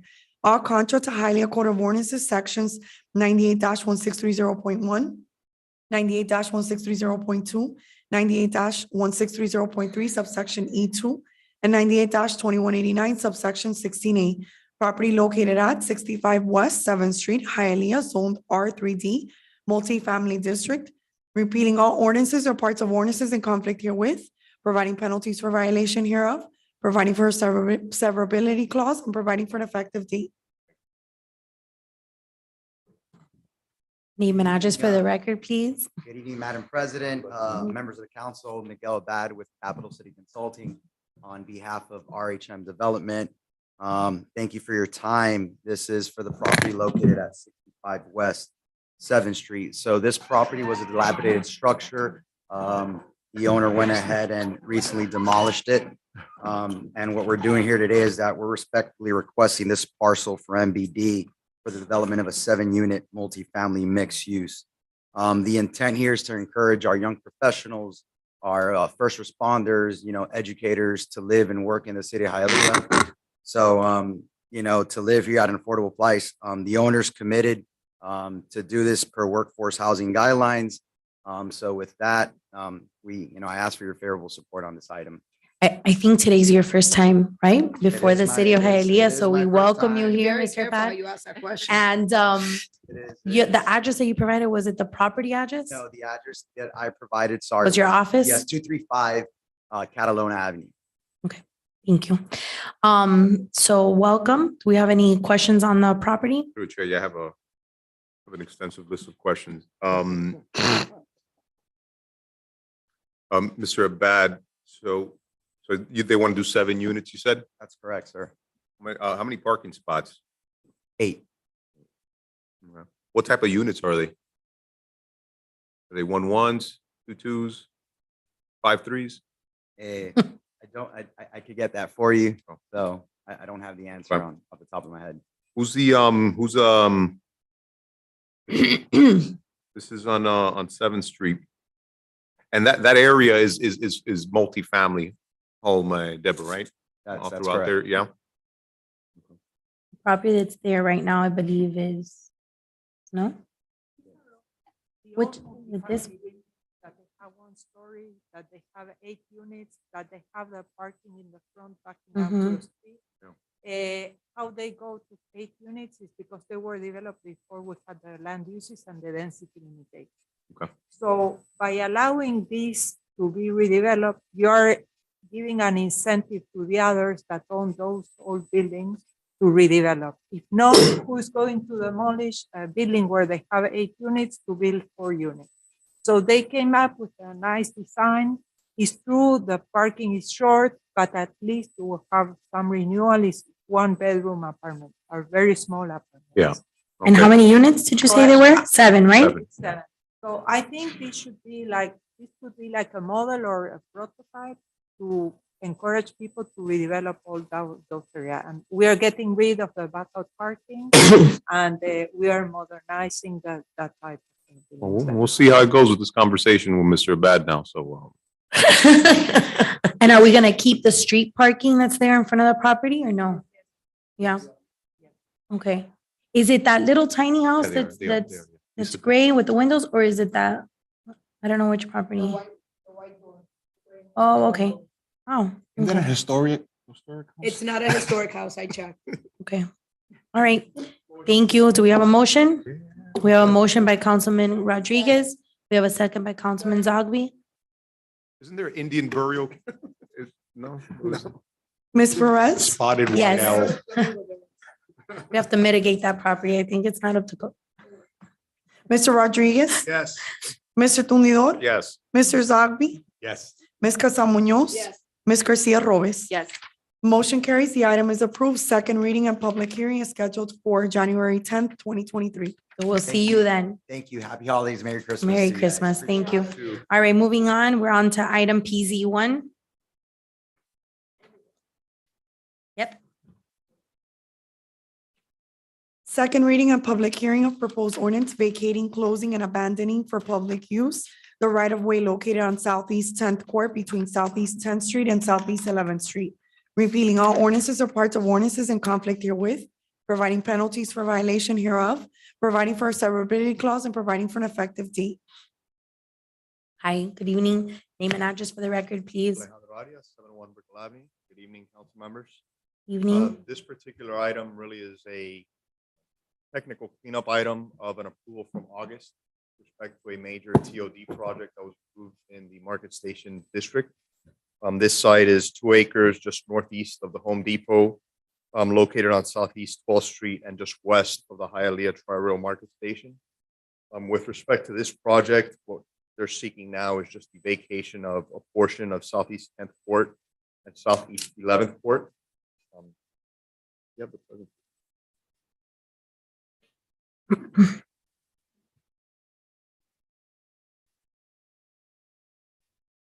Just Is go this to, a vacant lot that belonged to Home Depot? no, this is, go to slide 3, I believe, shows the current condition. But it's a former industrial site right by the Hialeah Okay, Tri-Rail. okay, yeah, I know exactly which one. And so if you recall, this project approved 118 units and about 3,588 square feet of retail located at the southeast. And what this would do is just closing off a portion of the right of way, which right now is unbuilt, in order for us to build the proposed retail and that pedestrian paseo that ultimately will be united with another project in the future. We've reached out to all the utilities. There's been no objections from FPL or Public Works, so we respectfully request your approval. To the chair. Yes, you're recognized. Deborah? Southeast corridor.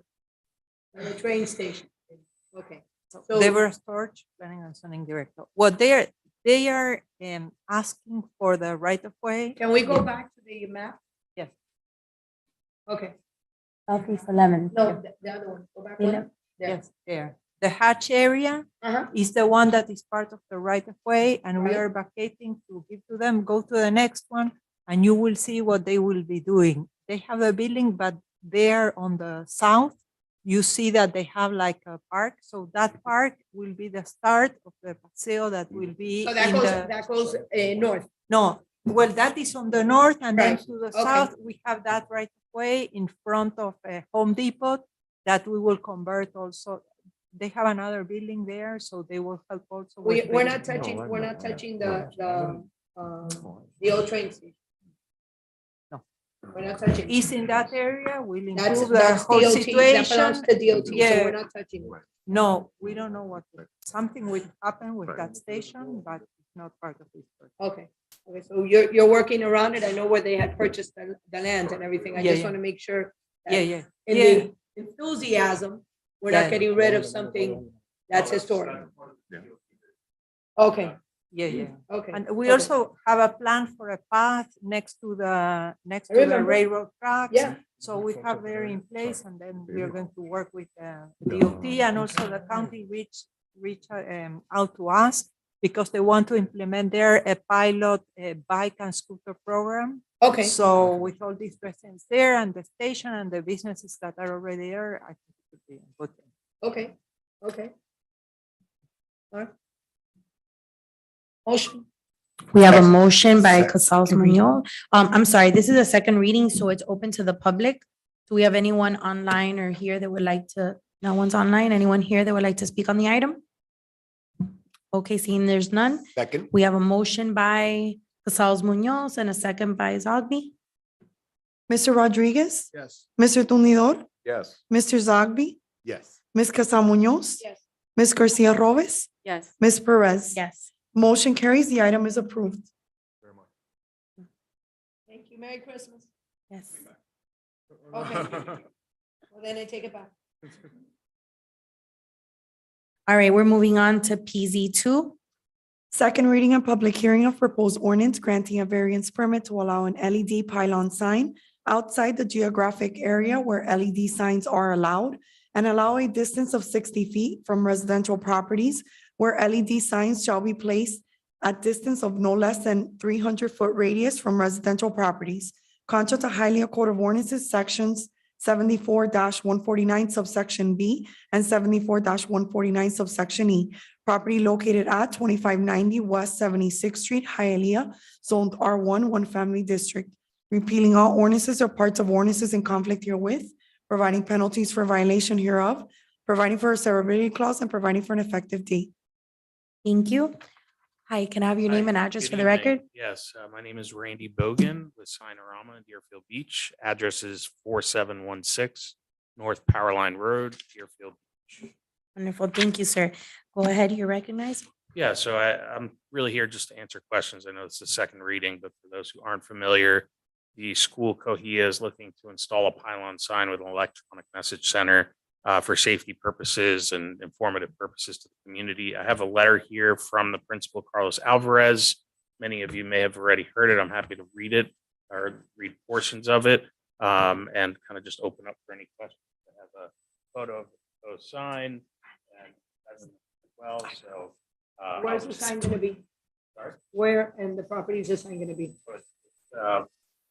I'm sorry, to the chair, I apologize. It's out on the swale? No, I was gonna ask that same questions. It's out on the grassy area on the, It's actually not there. oh, okay. So it's going that 10-foot setback. So it's on West 26th Avenue?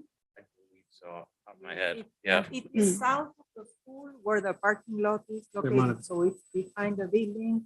And the sign is facing north-south, and so it won't bother the houses across the street because it's not fronting the houses, it's perpendicular. to the house. So it's where the parking lot, where the parking is, where the bus comes in through. So. I would say that that's not the best area to put yeah, that You have at all. apartments right across the Yeah. street and houses. You have houses. Do you have them out? Worse.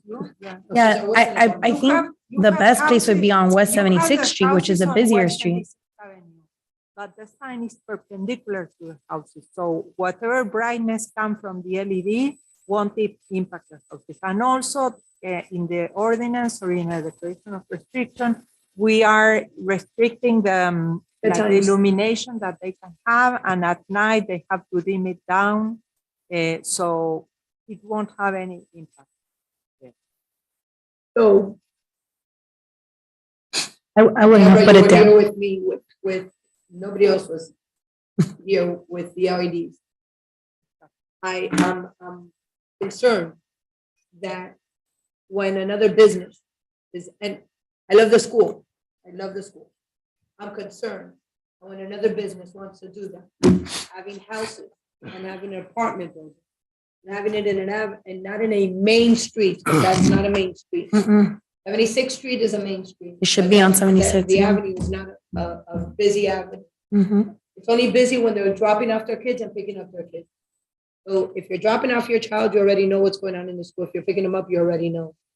I would have rather, with all due respect, to see it on 76th Street. Because 76th Street has apartments across the street, but you have the same exact situation as the side. The problem is that if they put it there on West 76th Street, it will have to front the north, and that brightness might impact the properties across the street. In this way, since it's perpendicular, and also to No, your- you put it exactly. But- how but you I- have that. No, So yeah. right now, the street is here, Yes. and I'm putting the sign here. Yes. The avenue is here, because 76 is here. So this is the avenue. You're putting the sign here. So the only ones that could see it are this way or that way, right? So the houses across the street aren't being affected, is what you're telling me. Exactly. Okay? Yes. If you put the sign here, this is 76 now. Yes. You have a fire station here. You have a Yes. police station there. You have Yes. a park here. You have apartments across the street. So the only people that could see this are if you're driving east or west on 76th Street. So you Yes. get more We- cars on 76th Street than you do on the avenue. Why would you put it on the avenue? Well, Yeah. maybe And there's for the- balconies there. I don't, Balconies. then the other apartment doesn't. It has like a flat wall and it maybe has tiny windows that look like they're bathroom windows. When they try different places, it was like a challenge to find a place, because at the beginning they wanted to put it on the sidewalk, but it's impossible because of the Yeah. visibility. So they came out with this location because the parents go to that parking lot. So it's mainly for safety reasons, to tell the parents about the meeting and open house.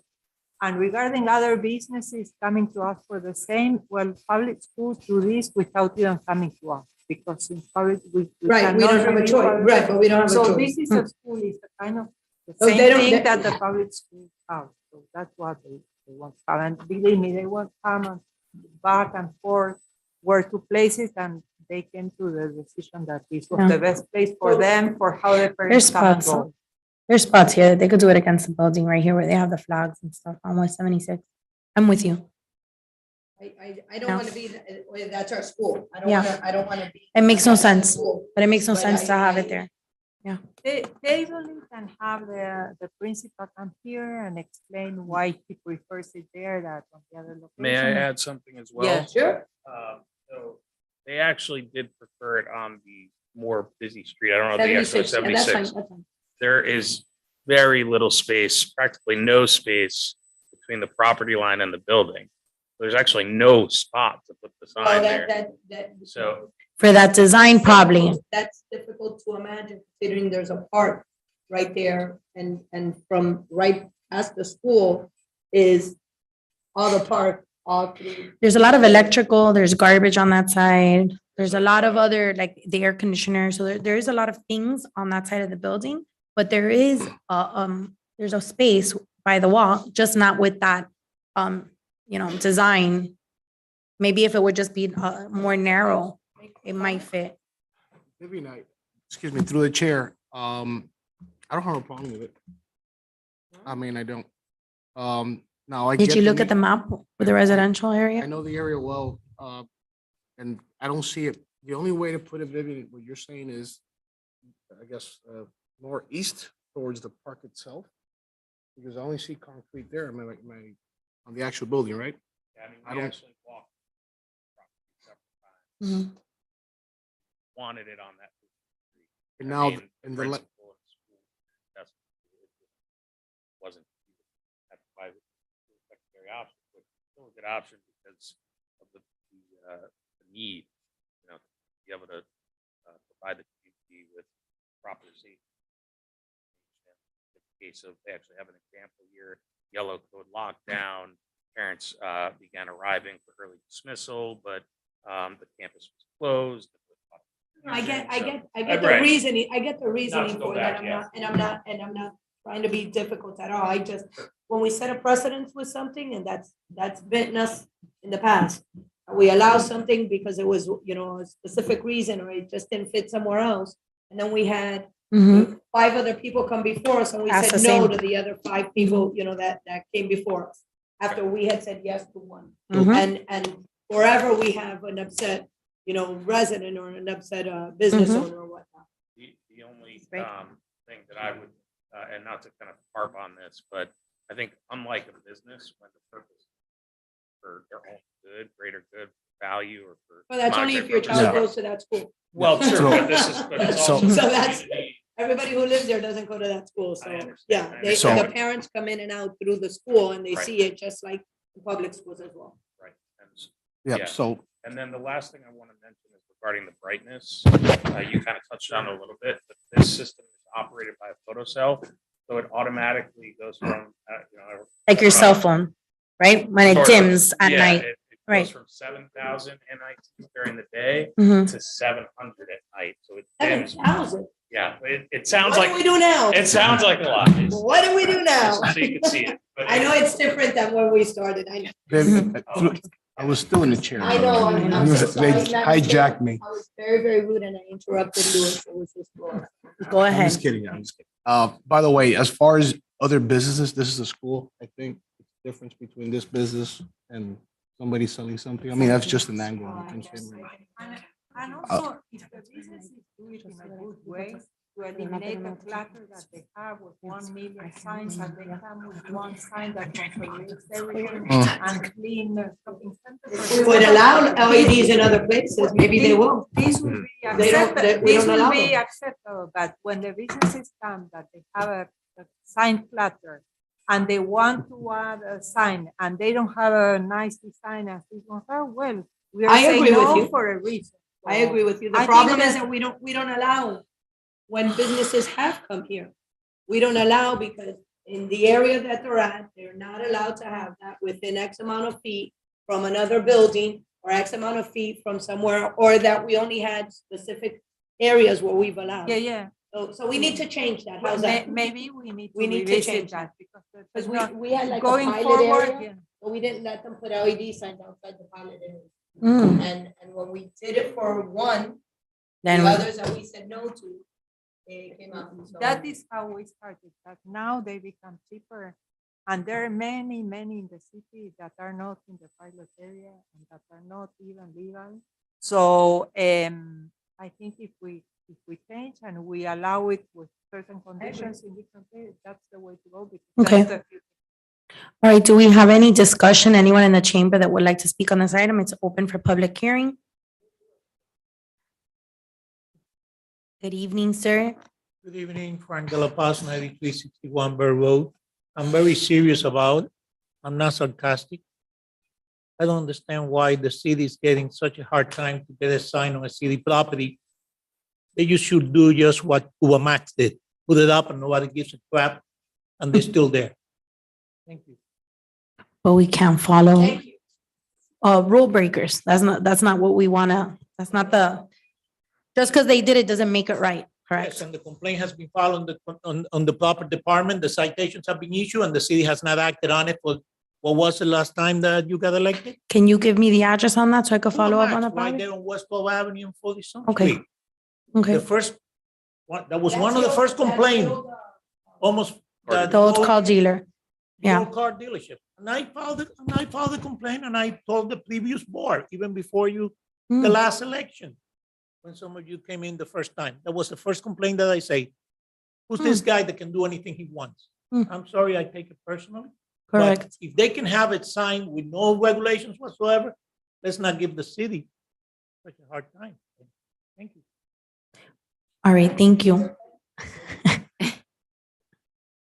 Okay, do we have any more council discussion on the item? Are we ready to vote for it? Chair. Yes, you're recognized. What I see is that at least it's not facing the houses. So since it's sideways, But to this side of the property, they're balconies. So the sign is gonna be facing directly to the balconies. That's what I saw when I looked it up. That's the only. But pleasure of the council, we have a motion by Councilman Second. Rodriguez. We have a second Second. by Councilman Zogby. Mr. Tumidor? Mr. Zogby? Yes. Ms. Casal Munoz? Ms. Garcia Robes? yes. Ms. Perez? No. Mr. Rodriguez? Yes. Motion carries. The item is approved. Thank you. You too. All right, we're on PZ 3. Second reading and public hearing of proposed ordinance granting a variance permit to allow the construction of a duplex on a substandard lot with a frontage of 50 feet and a lot area of 6,750 square feet, where a frontage of 75 feet and a lot area of 7,500 square feet are required. Allow a 21.25 foot front setback where 25 feet are required. Allow a 4.79-foot rear setback where 25 feet are required and a 5.95-foot east side setback where 7.5 feet are required for a garage to be converted into a second living unit. Allow a 3-foot west side setback for terrace in the backyard to be legalized and allow west side setback of 2.35 feet where 3 feet are required for a 96 square foot shed to be legalized. All contrary to Hialeah Code of Ordinances, sections 98-544, 98-545, 98-547, subsection A, and 98-1670, subsection A. Property located at 317 East 13th Street, Hialeah, zoned R2, 1 and 2 family residential district, repealing all ordinances or parts of ordinances in conflict herewith, providing penalties for violation hereof, providing for a severability clause, and providing for an effective date. Okay, this item is on second reading. It's open for public discussions. Do we have anyone also here for the item? There's no one here for the item? I have some questions on it. She's online? Do you see anyone online for the item? Why they are not here? They were here last time. It was another and the other, and they were very concerned about getting this done because they have an open code compliance case and they are paying fine per day, and they have a building permit. This is already zoned, and in 1960, with permits, they allow them to have an apartment in the garage. I saw that. Yes. In the 50s, that's In the amazing. 60s. It was a garage in 1952 and converted into an apartment in 1960 with permits. They allow a garage apartment. Oh. So what they are doing now in the main house, they have To two unmute her. units. So they are getting rid of the second unit, reconverting the house into one unit and leaving the apartment that was on the first. So it's a legalization, it's already a duplex, and the 2 units were kind of allowed. Okay. I don't know why they are not here, but. No, she's online. Ah, okay. We just need to unmute her. Hi, good evening. I'm here for 317 East 13th Street. I couldn't attend in person. Thank you for being with us. I just had a question for Deborah. So it's legalizing a backyard shed? A shed? Garage. Okay. They're pulling a permit for the shed. Legalize that it's been there for a The while. legalization of what they need to modify. Okay. Okay. And do they live on the property? Is she on? Yes. Oh, yeah. Yes, So- I'm here. I do live at the property and the shed that she's speaking of, Before the you garage. begin, can you give I'm your sorry. address for the record, please? My name is Velasquez Reyes. The address is 317 East 13th Street, Hialeah, Florida, 33010. Thank you, Veleshka. Go ahead. You were saying? I do live in the property and one of my family members also lives in the garage that she mentioned that's being, I believe it was already legalized a few years ago, but I don't know the Okay. details of it. It was done by an architect that I hired. And then you agreed to leaving the remaining terrace, all 3 sides open, correct? Yes. Do we have any council discussion on the item or any questions for the applicant? Second. Okay, we have a motion to approve by Councilwoman Casals Munoz. We have a second by Councilmember Tunjidor. Mr. Zogby, Yes. Ms. Casal Munoz, Ms. Garcia Robles. Yes. Ms. Perez, Yes. Mr. Rodriguez. Yes. Mr. Tumidor. Yes. Motion carries. The item is approved. Congratulations, Thank Veleshka, you. your item passed. Okay, Thank you so much. thank you. Merry Christmas. We're on to Merry Christmas. item PZ5. First reading of proposed ordinance rezoning property from R1 One Family District to R2 1 and 2 Family Residential District, granting a variance permit to allow the construction of a duplex on a substandard lot with a frontage of 60 feet and lot area of 6,000 square feet, where 75 feet and 7,500 square feet are required. Allow a 20-foot front setback where 25 feet are required. All contrary to Hialeah Code of Ordinances, sections 98-544, 98-545. Property located at 830 East 16th Place, Hialeah, zoned R1 One Family District, repealing all ordinances or parts of ordinances in conflict herewith, providing penalties for violation hereof, providing for a severability clause, and providing for an effective date. Thank you. This item's on first reading. We have the applicant here. Would you like to come up?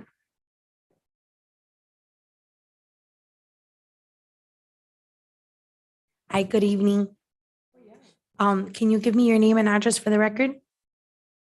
Elier Ngida Martin, 425 Southeast 9th Avenue, Hialeah, Florida, 33010. Perfect. Thank you so much. Did you get that? Yes. Okay. We have any council discussion on the item? I just want to point out something. Well, I just want to ask you for some questions and then, so are you living there at the moment? No, okay. So that's an investment property? For a kid. Yeah. So my biggest heartburn with that, and it's to echo what Councilwoman Casals Munoz was saying, is about setting this type of precedence, right? I looked at the zoning map, Deborah, and I noticed that I think 2 blocks from there is where you'll find the next R2, right? And so you know, I think that sometimes you know, folks come here and you know, and they say, hey, you know, that house that I want to rezone has issues, right? Has violations or whatever the case is. And so they think that coming here and rezoning is the fix. And so I've always said that I think the fix is enforcement, right? It's not rezoning, because then the city becomes a mess, right? And so that is my only issue with it.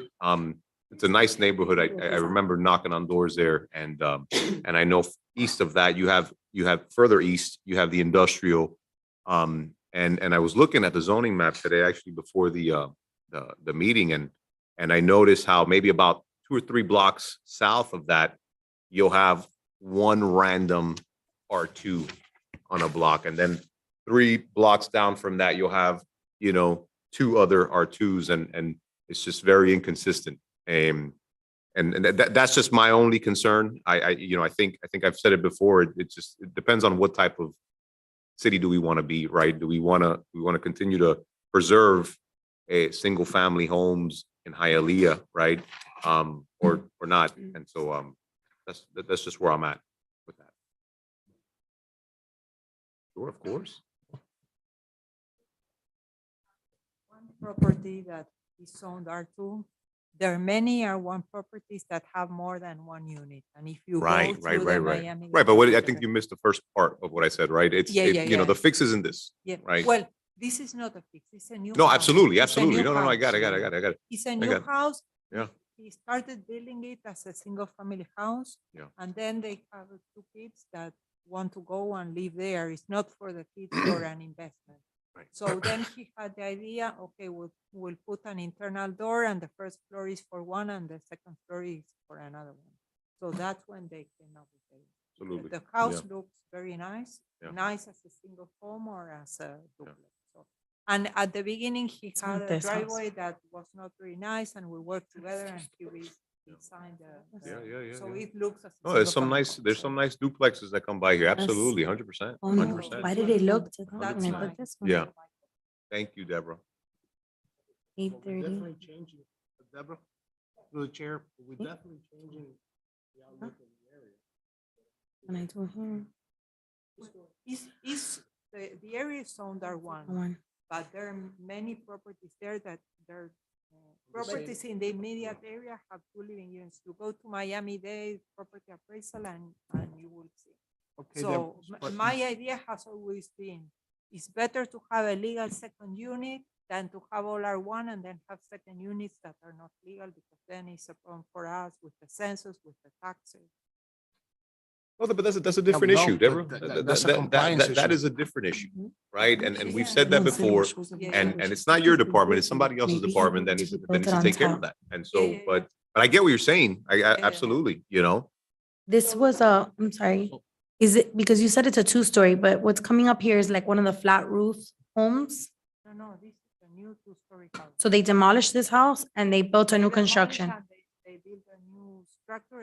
You So it would look have at one the unit plan down and one unit down. on Yes, yes. upstairs. It's a modern Hold on. So it's not this structure that we're seeing online. Yeah, No, so, no, it's what Mhm. it's what you have here. In the here backup, in the yeah. plans. so through the chair, Mhm. in that block, do we have the block?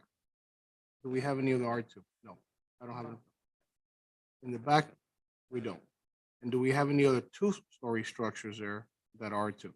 Anything? Which That is- there are one. There are 2 stories that are one. Did any of the neighbors complain about this?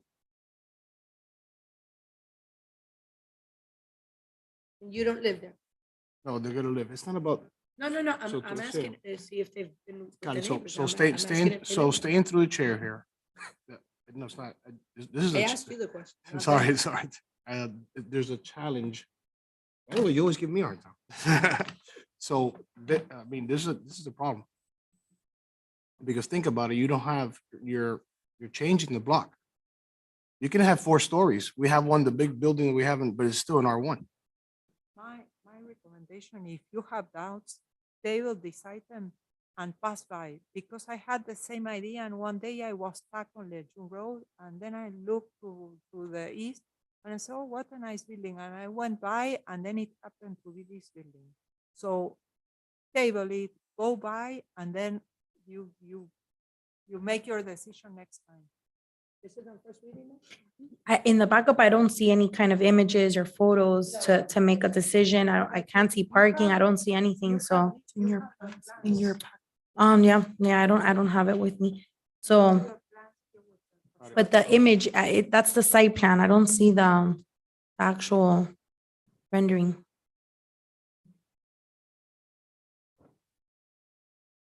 Yeah, Through the chair. yes, you're recognized. And you know, we're doing Mr. Martin, we're doing so much development here in Hialeah already. Multifamily, right? So this is what developers, right? You know, that's what makes the most sense for them when you look at property value. And so we see a lot of that development going on. And we have a lot of new things happening, especially in that southeast area, right? We have the factory town. We have many different types of awesome development that I know it's going to attract young professionals, right? Because that's always right, like the future, right? Young professionals. And I would hate to have a reduced inventory of single family homes for those families that want to do what we did here, right? Which was buy a home here. I was born and raised here, and you know, my wife and I got married here, and we're raising our girls here. And so I want somebody to have the same opportunity I did, right? To buy a home here in Hialeah and be proud of it. And you know, if we continue to go into a different neighborhoods and kind of remove that idea, right? I start popping up, you know, duplexes, then I think, you know, I personally, I was looking for a single family home, and I wouldn't want to go somewhere where I know that's not what it is anymore. So, But, yeah. yeah, go ahead. Yeah. My recommendation is to table it, because I don't feel comfortable voting right now. I'm probably gonna be not in the side of favor, because I strongly believe in keeping the area what its original form right now is R1. That's just giving my opinion, I'm being honest with you. So we have Councilman Rodriguez tabling the item. Do we have a second? Second. I have one quick question, if you don't mind. It's, the 2 stories are already built. And it's, and, no, I agree with the tabling of it. I don't, was it done with permits through the city? As single As a family? single family, yes. Okay, that's what I wanted to know. One comment on the tabling, I won't be here at the next meeting, and I don't think I will be available online. So if you want to table it 2 meetings, if you prefer me to be here. So you're not gonna be here the first? The meeting 10th, in- January First 10th. meeting in January. Mhm. It's up, I mean, you guys, you know, investment in the city of Hialeah, I understand all that, so I don't want to go negative right now with that one, but definitely my recommendation is to table it. Okay? So you want to table it till, Councilman Rodriguez, do you want to table it to the 24th? Is that what you're proposing? Okay, do we have a second on that? Second. We have a second by Councilman Need Tundidor, a date though. Are we tabling? January 24th. 24th. Yeah. So go ahead. We have a second one. Tundidor was the second. Yeah. Ms. Casal Munoz, Ms. Garcia Robes, Yes. Ms. Perez. Yes. Mr. Rodriguez? Yes. Mr. Tumidor? Yes. Mr. Zogby? Yes. Motion carries. The item is tabled until January 24th, 2022. Thank you. Moving on to PZ 6. First reading of proposed ordinance rezoning property from A agricultural district to R33 multiple family district. Property located at 10 West 53rd Terrace, Hialeah, zoned M1, agricultural district, repealing all ordinances or parts of ordinances in conflict herewith, providing penalties for violation hereof, providing for a severability clause, and providing for an effective date. Thank you. This item is on first reading. Do we have an applicant here? No? Yes? Deborah, we just changed agriculture to, right across the street on the east side, right?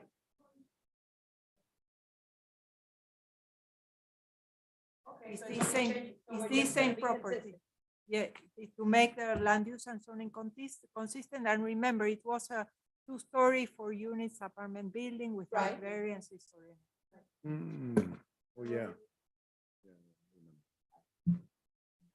Through the chair. Okay, yes, you're recognized. I have a few questions on this. And again, for the sake of being consistent, we have some folks here in the audience that this happened to as well.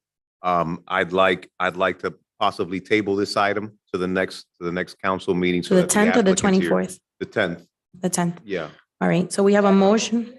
That's fine, but the applicant will probably, right? He will probably be here, but in reality, this is making the land use and. Yeah, I know, but I'd Yeah, like to, Yeah, yeah, this yeah, is simple. You can Yeah. do it. yeah. Who is the applicant on this? Pedro Felipe Pedro Alvarez Felipe Peña. Alvarez. Okay, and he's not here, so we have a table till January 10th 10th, by yeah. Councilman Tundidor. Sorry, I think he's online, eh? He's online? Yes. Can we unmute him? I don't see him. Oh, Pedro Alvarez. Yep, you're there. Yes, Pedro, Hello, Mr. Alvarez. Can you please give us your name and address for the record? buenas noches. Hola, señor. ¿Prefiere en español? Sí, Si me puede dar su nombre y dirección, por favor.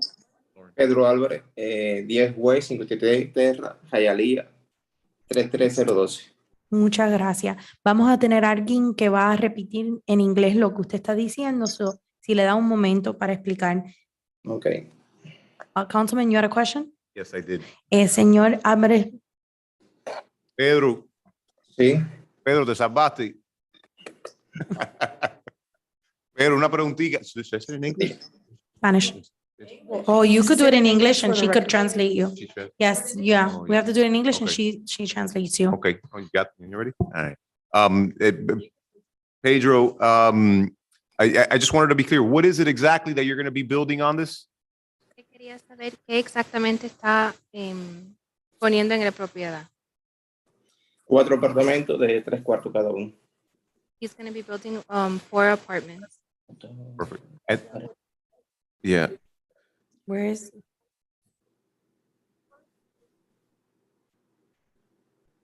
That's what the recommendation is. Sorry? And you have a drawing. okay. Okay, and how many parking spots is he going to have? ¿Y cuánto parqueo van a tener? That is what is required. Okay, so he's not asking for No, parking it's variance. only rezoning, no Got it. variances. They comply with everything. Pedro, and next door to Pedro's house, or does he have RO next door? No, he has a single family. There's no RO there? I thought there was. He has the river on the south. Huh? Then on the north, there is a shopping center. No, and yeah, I got it. next to him, there's a single family Okay. home, and across the street, on Palm Avenue, there are apartments. Yeah, Mhm. no, I think it's a good thing, but because I could have sworn there was a RO, maybe two properties down from him. No, no, I thought, okay. Pedro, no hay una oficina por ahí, ¿no? En el bloque tuyo. No, No, okay. La cuadra. en lo que es la acera mía. No. Okay. That's all I have. Gracias, Pedro. Bueno, gracias. a usted. All right, any other questions? No, he's there. He answered my question. Yeah, Okay. we're good. So I withdraw the I motion. agree, So- I agree. Okay. I thought the same thing. Yeah. But Okay. on that side, There's nothing else. Yeah, yeah. So we withdraw the motion to table. Yeah, so I. We have a motion to approve by Councilman Tundidor. Second. We have a second by Councilman Zogby. Ms. Garcia Robles, Yes. Ms. Perez. Yes. Mr. Rodriguez. Yes. Mr. Tundidor. Yes. Mr. Zogby, Yes. Ms. Casa Munoz. Yes. Thank you. Motion carries. The item is approved. Second reading and public hearing is scheduled for January 10th, 2023. Thank you. Moving on to PZ8.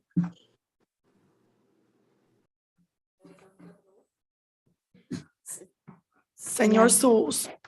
I think he's done. Yeah. Thank you. First reading of proposed ordinance granting a variance permit to allow front setback of 6 feet and street side setback of 6.1 feet where 10 feet built to line are required, and allow 45 parking spaces where 68 parking spaces are required. All contrary to Hialeah Code of Ordinances, sections 98-1630.3 subsection E1 and 98-2189 subsection 16A. Property located at 2450 through 2496 Palm Avenue, Hialeah, Zone C2, Liberal Retail Commercial District with Area 1 NBD. Repealing all ordinances or parts of ordinances in conflict herewith, providing penalties for violation hereof, providing for a severability clause, and providing for an effective date.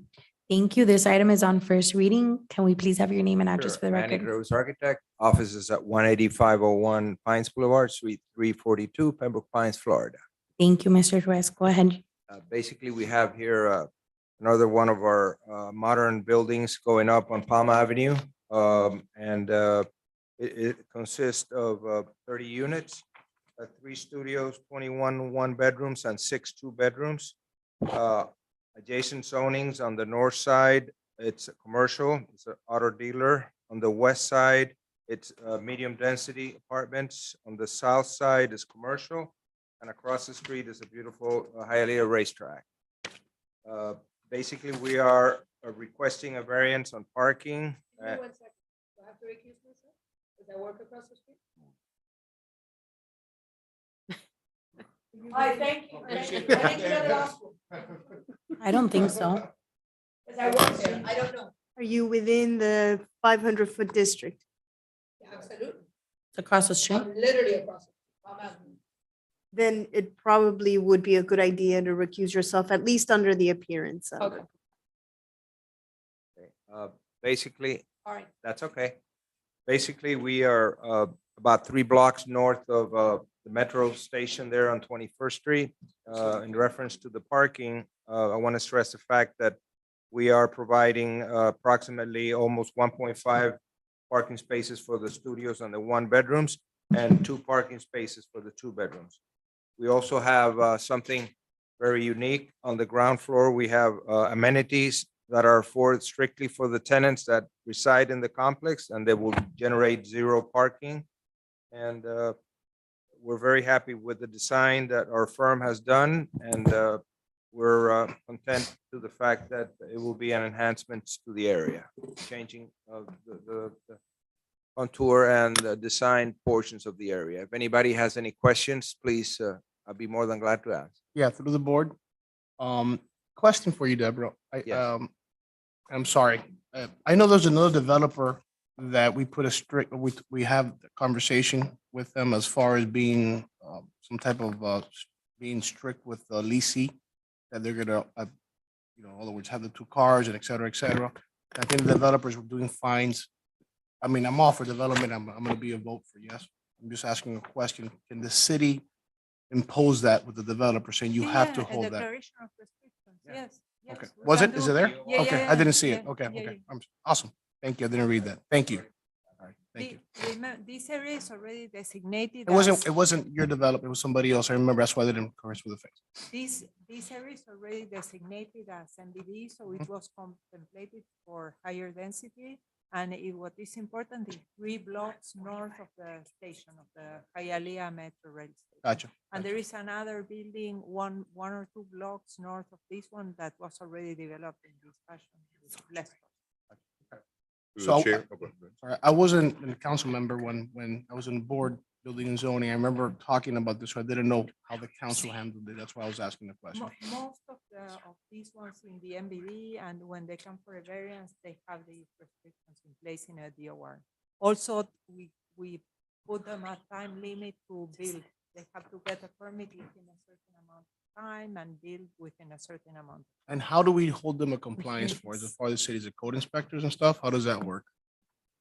I'm just asking. Well, since we had COVID, we have been very nice with that and we didn't enforce it. Yes, yeah, okay. Talking about the declaration. Yeah. So through the chair, Go ahead, you recognize? it's a great project, by the way. I know. Lorena, I was talking to Deborah about this a week ago or something. You know, and this is a different, I'm sorry, I'm just using your time here, Manny. So we've had in the past, right, where we've approved certain zoning. And I think in the declaration of restrictions, the city had stated that, you know, within a certain time period, the developer was going to build what they said they were going to do, right? And so I think I asked for a list from Deborah, and she provided a list for me of certain properties that I guess are out of compliance, right? Are out of compliance with the agreement that they have with the city. What is it that we can do in those scenarios? Generally, a declaration of restriction is offered voluntarily. It is Mhm. it would require an action, an original action to enforce the agreement, the terms of the agreement. But I mean, I haven't seen that. I haven't Yeah. looked at the declaration. I don't know what hasn't been complied with. Yeah, so I think that, and I don't know, Lorena, maybe this is a greater discussion that we need to have, right? But I think it'd be a great exercise to start doing those types of things, right? Where we go back and we review some of these declaration of restrictions and we make sure that people are doing what they said they were going to do, right? You know, someone will come over here and give us whatever we want on an agreement, and then they probably feel, well, you know, I've done these a bunch of times and Hialeah has never come to enforce, right? So maybe we should have that discussion in the future, okay? Yeah. I get it. Well, because we talk about landscape as well. I mean, there's a lot of things that go into that. That leaves us with 3 more. Yes. Oh, okay. So 9. Okay. Yeah. Additional 3. Has he come? Correct, yeah. Oh, no. I don't know why I'm thinking 48. Got it, okay. Before we continue, I want to stress to the board that we have a small firm and we are very pleased and with great gratitude to be changing a lot of the design in Hialeah for the better. We're proud of what we're doing and we want to continue, especially with the parking ratio. We're pretty high on the parking ratio, most 99% of the time that we come before the board. So I just wanted to stress that. And if I can, are you done? We're ready, yeah. Oh, it's a beautiful project. I love the design in the front, the glass, that geometric look, very beautiful. And I love the parking underneath. So thank That's you part so of much. the firm, my wife. I love it. Right, and, gotta give credit to the right people. Beautiful, beautiful design. So thank you so much. Is there a motion from any of the members? Motion to approve by Councilman Tundidor. We have a second by Vice President Garcia Rojas. Ms. Perez? Yes. Mr. Rodriguez? Yes. Mr. Tumidor? Yes. Mr. Zogby? Yes. Ms. Garcia Rojas? Yes. Motion carries. The item is approved. Second reading and public hearing is scheduled for January 10th, 2023. Thank you. Moving on to PZ 9. First reading of proposed ordinance granting a variance permit to allow a 27% pervious area where 30% pervious area is the minimum required. Contra to Hialeah Code of Ordinances, Section 98-2056, subsection B1. Property located at 809 West 79th Place, Hialeah, zoned R4 townhouses, repealing all ordinances or parts of ordinances in conflict herewith, providing penalties for violation hereof, providing for a severability clause, and providing for an effective date. Thank you. This item is on first reading. Do we have an applicant here in chamber? Lauren, can you call? Deborah, do you know who the applicant is? Maybe online? Do you see anyone online? It's a simple variance that they have 3% less of previous area. The plans are already in the building department for the legalization, and they are just waiting for this adjustment so the plans can advance and they can complete the legalization of an addition that was done without. Okay. Do we have A any motion. council discussion? We have a motion by Councilman Zogby. Do we have a second? Second. We have a second by Councilman Rodriguez. Mr. Rodriguez? Yes. Mr. Tumidor? Yes. Mr. Zogby? Yes. Ms. Casa Munoz? Your vote on item PZ9, please. Pervious area. 3% difference. Absolutely. Yes. Ms. Garcia Robes? Yes. Ms. Perez? Yes. Motion carries. The item is approved. Second reading and public hearing is scheduled for January 10th, 2023. Thank you. All right, we're moving on to land use, LU1. First reading of proposed ordinance amending the future land use map from industrial to commercial property located at 7551 West Fourth Avenue, Hialeah, zoned M1, one family district. Repealing all ordinances or parts of ordinances in conflict herewith, providing penalties for violation hereof, providing for a severability clause, and providing for an effective date. Thank you. Evening once again, Good council evening. members. Andrew Arias, 701 Brickell Avenue. Round first reading. We're grateful for the opportunity to be before you tonight with another transformational project in the Amelia District. Next slide, please. This property is located at 7551 West Fourth Avenue, fronting on West Fourth, a major corridor in the city. The site is located just a block north of 7445 West Fourth Avenue, which recently came before you and is the first and complementary phase of this commercial, retail, and adaptive reuse effort along West Fourth Avenue. That's the project that's known as Live at Amelia. This is the complementary project, which is located very close by. Next slide. I'm sure many of you are familiar with this property as it's currently the site of Balsan. On this particular property, the applicant envisions a first-class retail entertainment destination to meet the needs of the thriving Amelia district.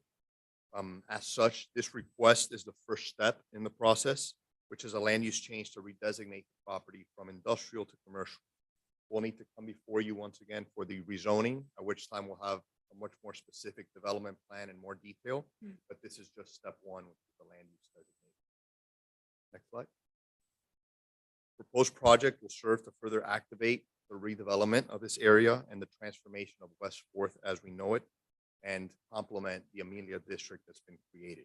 This is a groundbreaking master plan district that has served to realize a vision for a true mixed-use neighborhood with residential uses within walking distance of retail and neighborhood serving use. I think that's been exemplified by the success of places like La Romanita, recent Art Basel event that was held at the Live at Amelia facility. So there's tremendous buzz happening within this area. Next slide. Additionally, just across from West Fourth Avenue, you have two significant residential projects, including Manor Hialeah, the former dog kennel site. Next slide. And it's estimated that within this pocket, there's approximately 1,464 units currently developed or in the pipeline. And this proposed project will serve to provide complementary uses to meet the commercial demands of all of these new residents. Next slide. The request is consistent with the goals, objectives, and policies of the comprehensive plan, and as such, staff's favorable recommendation. The requested land use change is compatible with the area and the existing and in-progress residential development of this pocket. As such, we respectfully request your recommendation of approval and are here to answer any questions you may. Yes, you're recognized. I think this is going to be the second time that I'm going to say yes to changing from industrial to commercial. And I've never, I think I've done it only once, and it was in the Amelia area because I saw what they were thinking of doing going forward. And I'm very, very impressed. Much nicer than I would have ever imagined the area is coming out to, and I know the best is yet to come. With that, a motion to approve. I have a question. Is the vendor Rasan gonna stay in that building? Have you guys come to an agreement? They're in conversations. I don't know whether they've finalized an agreement yet, but there's a whole host of uses that are being proposed in this area. Mhm. But they certainly are either residential, commercial, or entertainment based. But I don't think they have finalized. The retail, okay.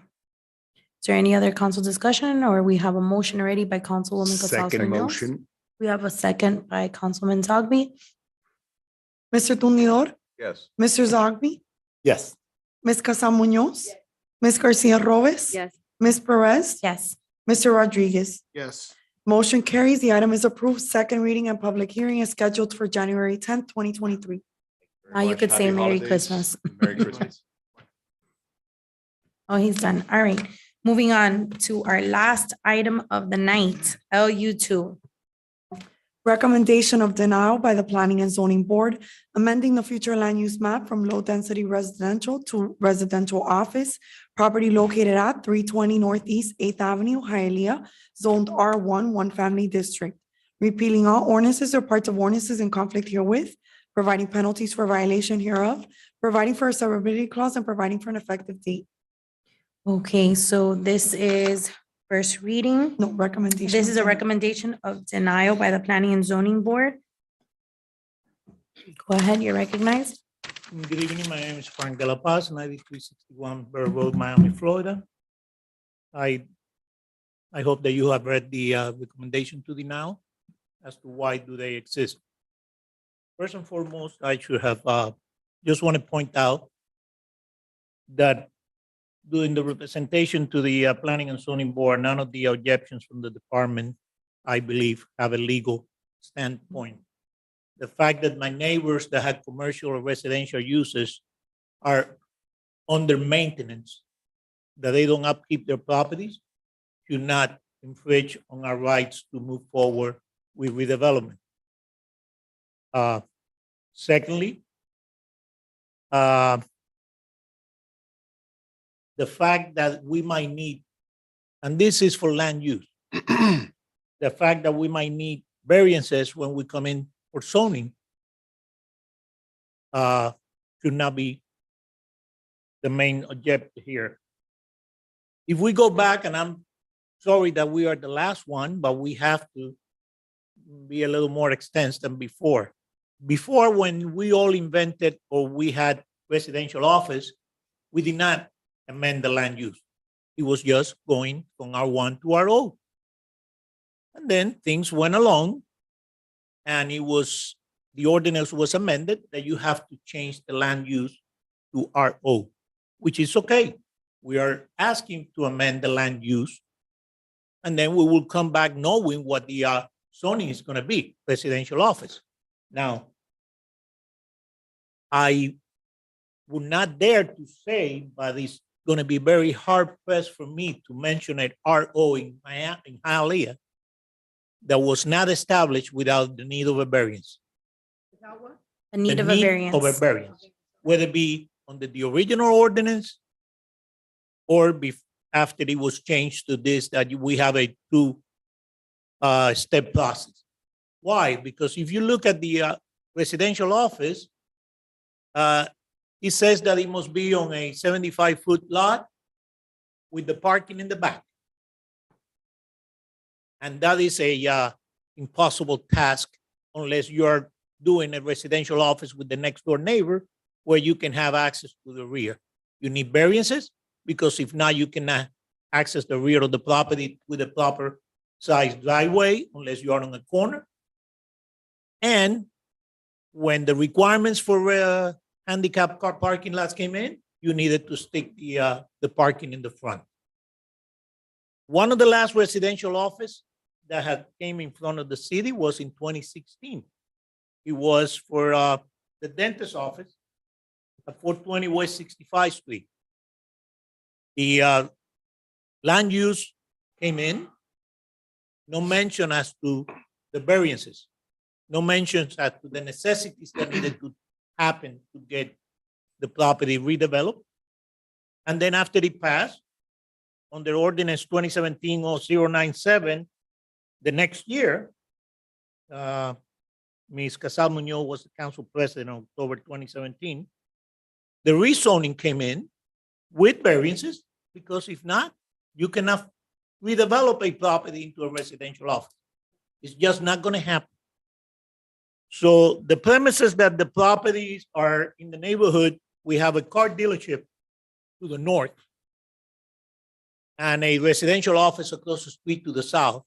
The fact that they are under-maintained or that there were mistakes from the past, I think that should not be given that much weight. I don't think there were mistakes from the past.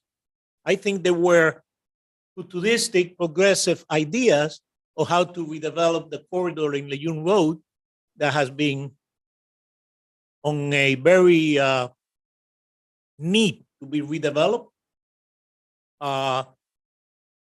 And it hasn't happened. It's beginning to happen now. And I hope that eventually the area from Hialeah Drive and 9th Street all the way down to the southeast corridor get redeveloped on the frontage of the road.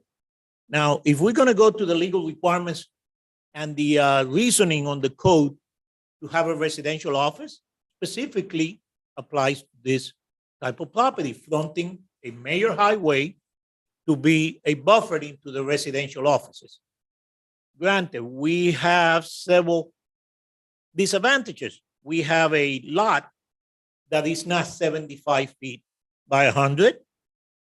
By design and the plat, it is 65 by 107. Nevertheless, the intended, and it is on your plans and on the radius map that we turn in for the zoning, the intended, and we have proffered on the planning and zoning board hearing to have it and keep it exclusively for the insurance agent, because that's the intent of the property owner, to have his insurance agency there with the floor plan, which we had not to submit because we are in land use, is for 2 offices and a common area. We did submit after we have submitted the initial site plan. We amended the site plan and we turned it in under the, because we had that discussion with planning when we heard of their recommendation for denial, where we were going to have 5 total parking spaces. There will be from the front line of the house to the rear. Since we are on the corner, the driveway will be by the street. Mind you, we cannot have a driveway on Lejeune Road. It's very almost impossible for DOT to allow me to have a cut on Lejeune Road. So we have to access the property on the street side on Third Place. We will have 3 parking spaces as we come in, and 2 more on the north side of the property. We are intending to remodel the property. We already spent a great deal of money putting a brand new roof on it.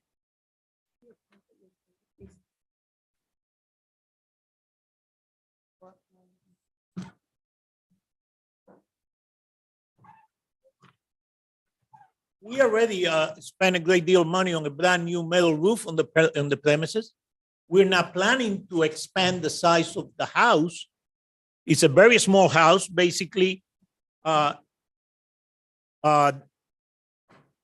less than 1,000 square feet of area. Now, there were some comments that we want to preserve single-family houses, and I understand that. In the whole neighborhood, when you go around the single-family houses that we have in the area, especially facing Lejeune Road, they're all rental. Nobody that owns it wants to live there. Secondly, there were comments also, well, you should redevelop. Well, 1 block away from here, we are redeveloping a similar sized lot into a brand new single family house. And we haven't been able to pull the permit because there's no fire hydrants on the neighborhood. Now we have a neighborhood that prior councils and the mayor invested over $30 million on a bond to put new streets, sidewalks, driveway cuts, you name it, drainage, but they forgot water lines and they forgot improvement for fire hydrants. Even tonight, you just pass on your consent agenda where Mr. Tundidol asked to remove, and then it was passed, that you're gonna put out for rebid 2 areas for new street improvements and sidewalks and drainage and you name it. There's no mention of improving a water line or putting a fire hydrant. And I know because we have a project for 3 duplexes on East Fifth Avenue and 11th Street that we are gonna be putting in the water lines and the fire hydrants because they're not in the neighborhood. If So I can, sure, it's very there's a nice. study on that going on right now with our fire department. So So that's something we are yes, addressing. It is very nice to say, well, you should knock down the house, Frank, and put a brand new house on the corner of the Lejeune. It's not economically feasible for anybody to have a new house on the corner of Lejeune. The last one that was built was the one across the street from us to the south, and it's a rental because nobody wants to live on a major thoroughfare. Now, the intent of the residential office was specifically for this, to have a small office on a major thoroughfare to serve the neighborhood. And before I answer any question you might have, the last time, and this is something just personal opinion, you see all the new redevelopment that come in front of you, we have seen them all. We saw retail and apartments. When was the last time that we had a office building built in Hialeah? I can tell you which one it was. Many years ago, 2300 West 84th Street, and it became a very successful office building after first the insurance company went under and it was purchased by a local investor and it was repositioned as office space, which I happened to be the one that managed it when it came out of the court. And we filled that building within 6 months because there is great demand for the small office spaces because the individual entrepreneurs cannot find a place where they can establish their own little business in Hialeah. They don't have any alternatives besides going into a shopping center and renting 15,000 square feet at retail cost when they should be on a office environment. And I do wish that somebody will come in and start building office buildings because there's great demand for it. But once again, we are here for land use and land use only. We feel that we meet all the legal requirements to be on Lejeune Road as a residential office, and everything else will come in at the time of zoning. Anybody has any question, I'll be glad to answer. Through the chair. You recognize. Yeah, I wanna, I'm looking at the map and yeah, I'm a little perplexed on the recommendation, but Deborah, can you just explain to me, Barry, let's condense it, Cliff Note style, what, what's the issue here? Why are you, what's going on? Most of the corridor in that section is I can't hear you. Say it again. Most of the corridor in that section is R1. Right. You have one that is an RO from the 80s that is a mess of dealership. And there you have another residential office. That's the only thing you have. So Is that Lejeune? Is this bringing- Lejeune? Yes. This is Lejeune? This is Lejeune, Okay. yes. You have an arrow on Lejeune and East Second Place, and then you have that dealership from 1987 on Northeast Fifth Street. And I think there was a discussion a while ago that we talked about removing ROs completely. Whatever happened to that Well, conversation? Yeah, that's true. Well, he says they are not building new offices. They are, because on 49th Street, they are getting rid of the old houses where it's very difficult to accommodate the residential office because in a setting that was built as a house, it's very difficult to comply with all the requirements. And they are completely redeveloping and changing to commercial. In this case, yes, they have limitations because this was built as a house. So this is not a redevelopment. This is a retrofit of a house. If they would come and demolish everything and build a new RO and comply with the parking, I think it's a new thing and it will be good to move towards that direction. But having the same thing of the old houses where the parking is not enough, and today is an insurance company, but 5 years from now, someone buys it because there's another case in Lejeune. that is not economically feasible, that they need more licenses. So I think we are entering into a ground that we already know that So- the result is not good. So if he was coming with a redevelopment proposal that they will get rid of the house and comply with all the requirements to have here residential office, yes, that would be a good thing. So what happened, again, back to my question, so what happened to that discussion that we were having with the Well, RO? what we're doing case by case on 49th Street, east of West Fourth Avenue. They are coming, they are changing the land use to commercial and rezoning to B1. One of those buildings is already under construction. So that is happening there. They are building the new office, but it's a complete redevelopment. Yeah, no, because because again, we were having a conversation a while ago about removing RO completely. I think that was a discussion we had here. I think, yeah, it was 2 years ago before Councilwoman Gonzalez Munoz got here, but Removing it completely is difficult because you have the ones that are already there that will come in the future, like this case, that they don't, well, this case, no, because it's not a residential office, that they don't want to demolish the house, or there is already a residential office and they need more licenses. So getting rid is difficult. We did that with the townhouses where we changed certain requirements, and then it's hard when you have the ones that were built with the old concept. So oh, yeah, but those would be grandfathered in, right? I mean, what I'm saying is that if we still have that in the code, right? This is I think this is a state road maybe, right? This is a very busy road. Yeah, we've always been about, right, allowing for some sort of higher density when it comes to these types of roads, and there is obviously some sort of precedence. That's why I'm very clear. I hate to set this types of precedents, right? But my thing is, if we have it in the code, I mean, I don't think it's shame on us, right? Because maybe we should have done something a while ago to address this issue. I know that you could have office space with commercial, right? Or you could, there's other types of land use where you can have offices. So I don't know why we've been dragging our feet on this.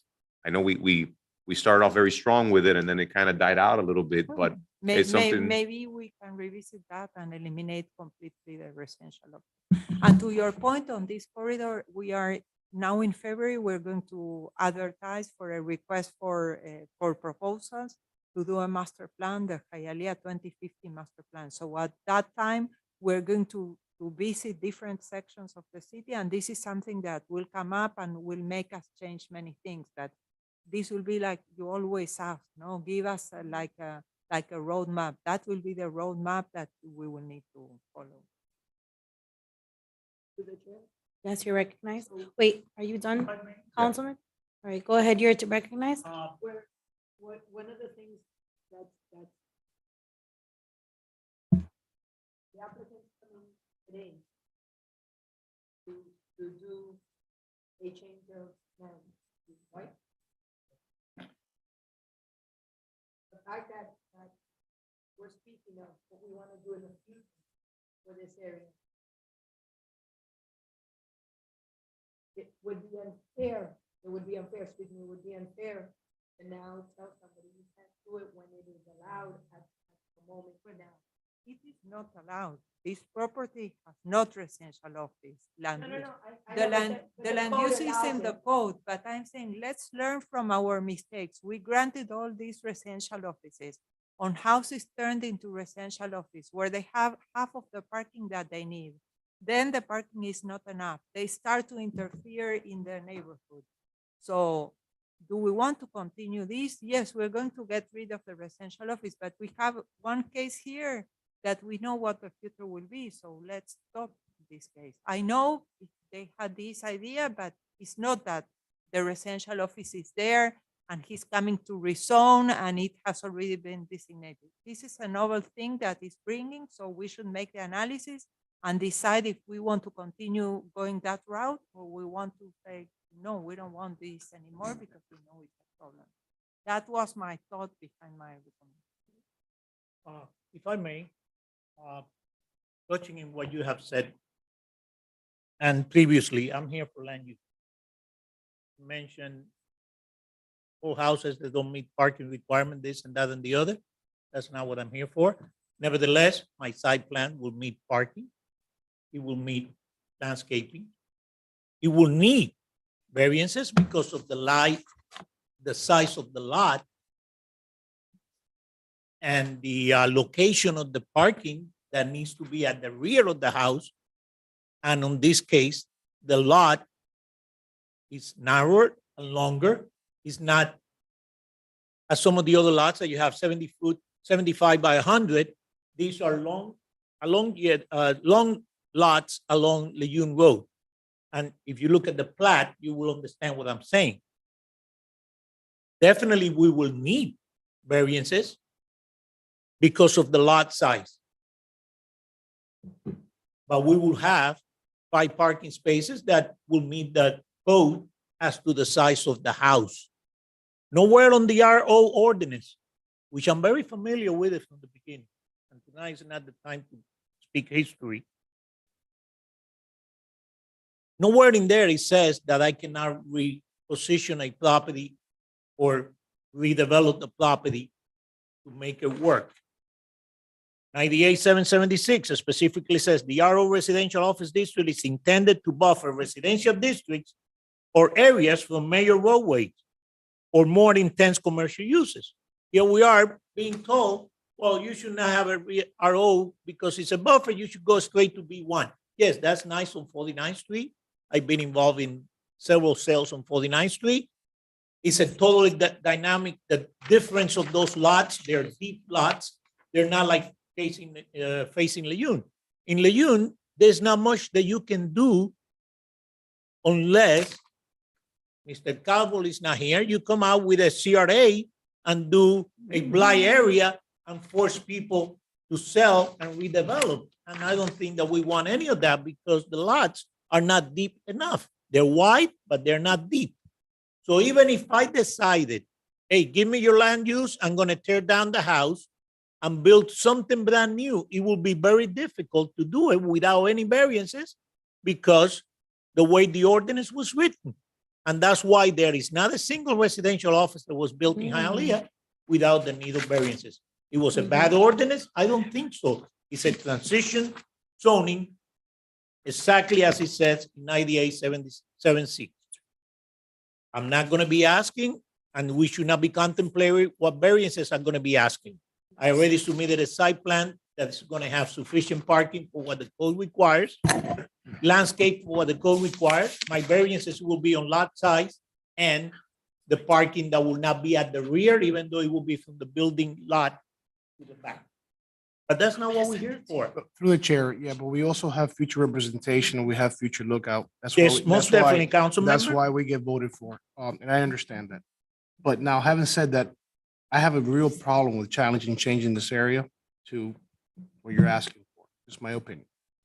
And that's where I stand at. And yes, I understand we're looking at the book of the law, but us as councilmen, we, like you said, we represent future lookout, unfortunately. And we don't want to go what happened through 49th Street. I lived it. We changed it completely. Now we're going back and putting buildings, which is the fix for it. But Lejeune is not that.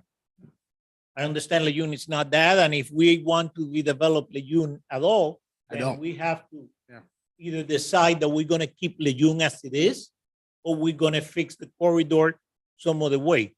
Yeah. If we go a little farther to the south, you have Los Ochos Yeah, but coming up, which is multifamily, south of H Street, south of M&M Liquor. You have that project coming up. Across the street, I voted no we for. had multifamily approved recently.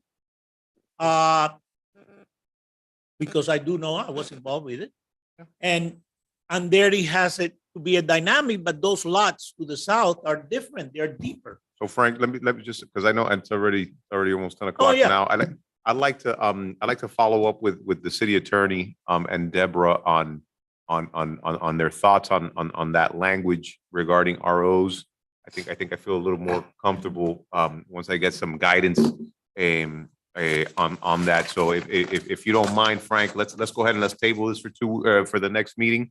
January 10th. For January, if the council's good with that, I'd like to get some more insight on the RO language, to understand the future of it. So So I have a motion from Councilman Tundido to motion till January 10th. Do I have a second? Second.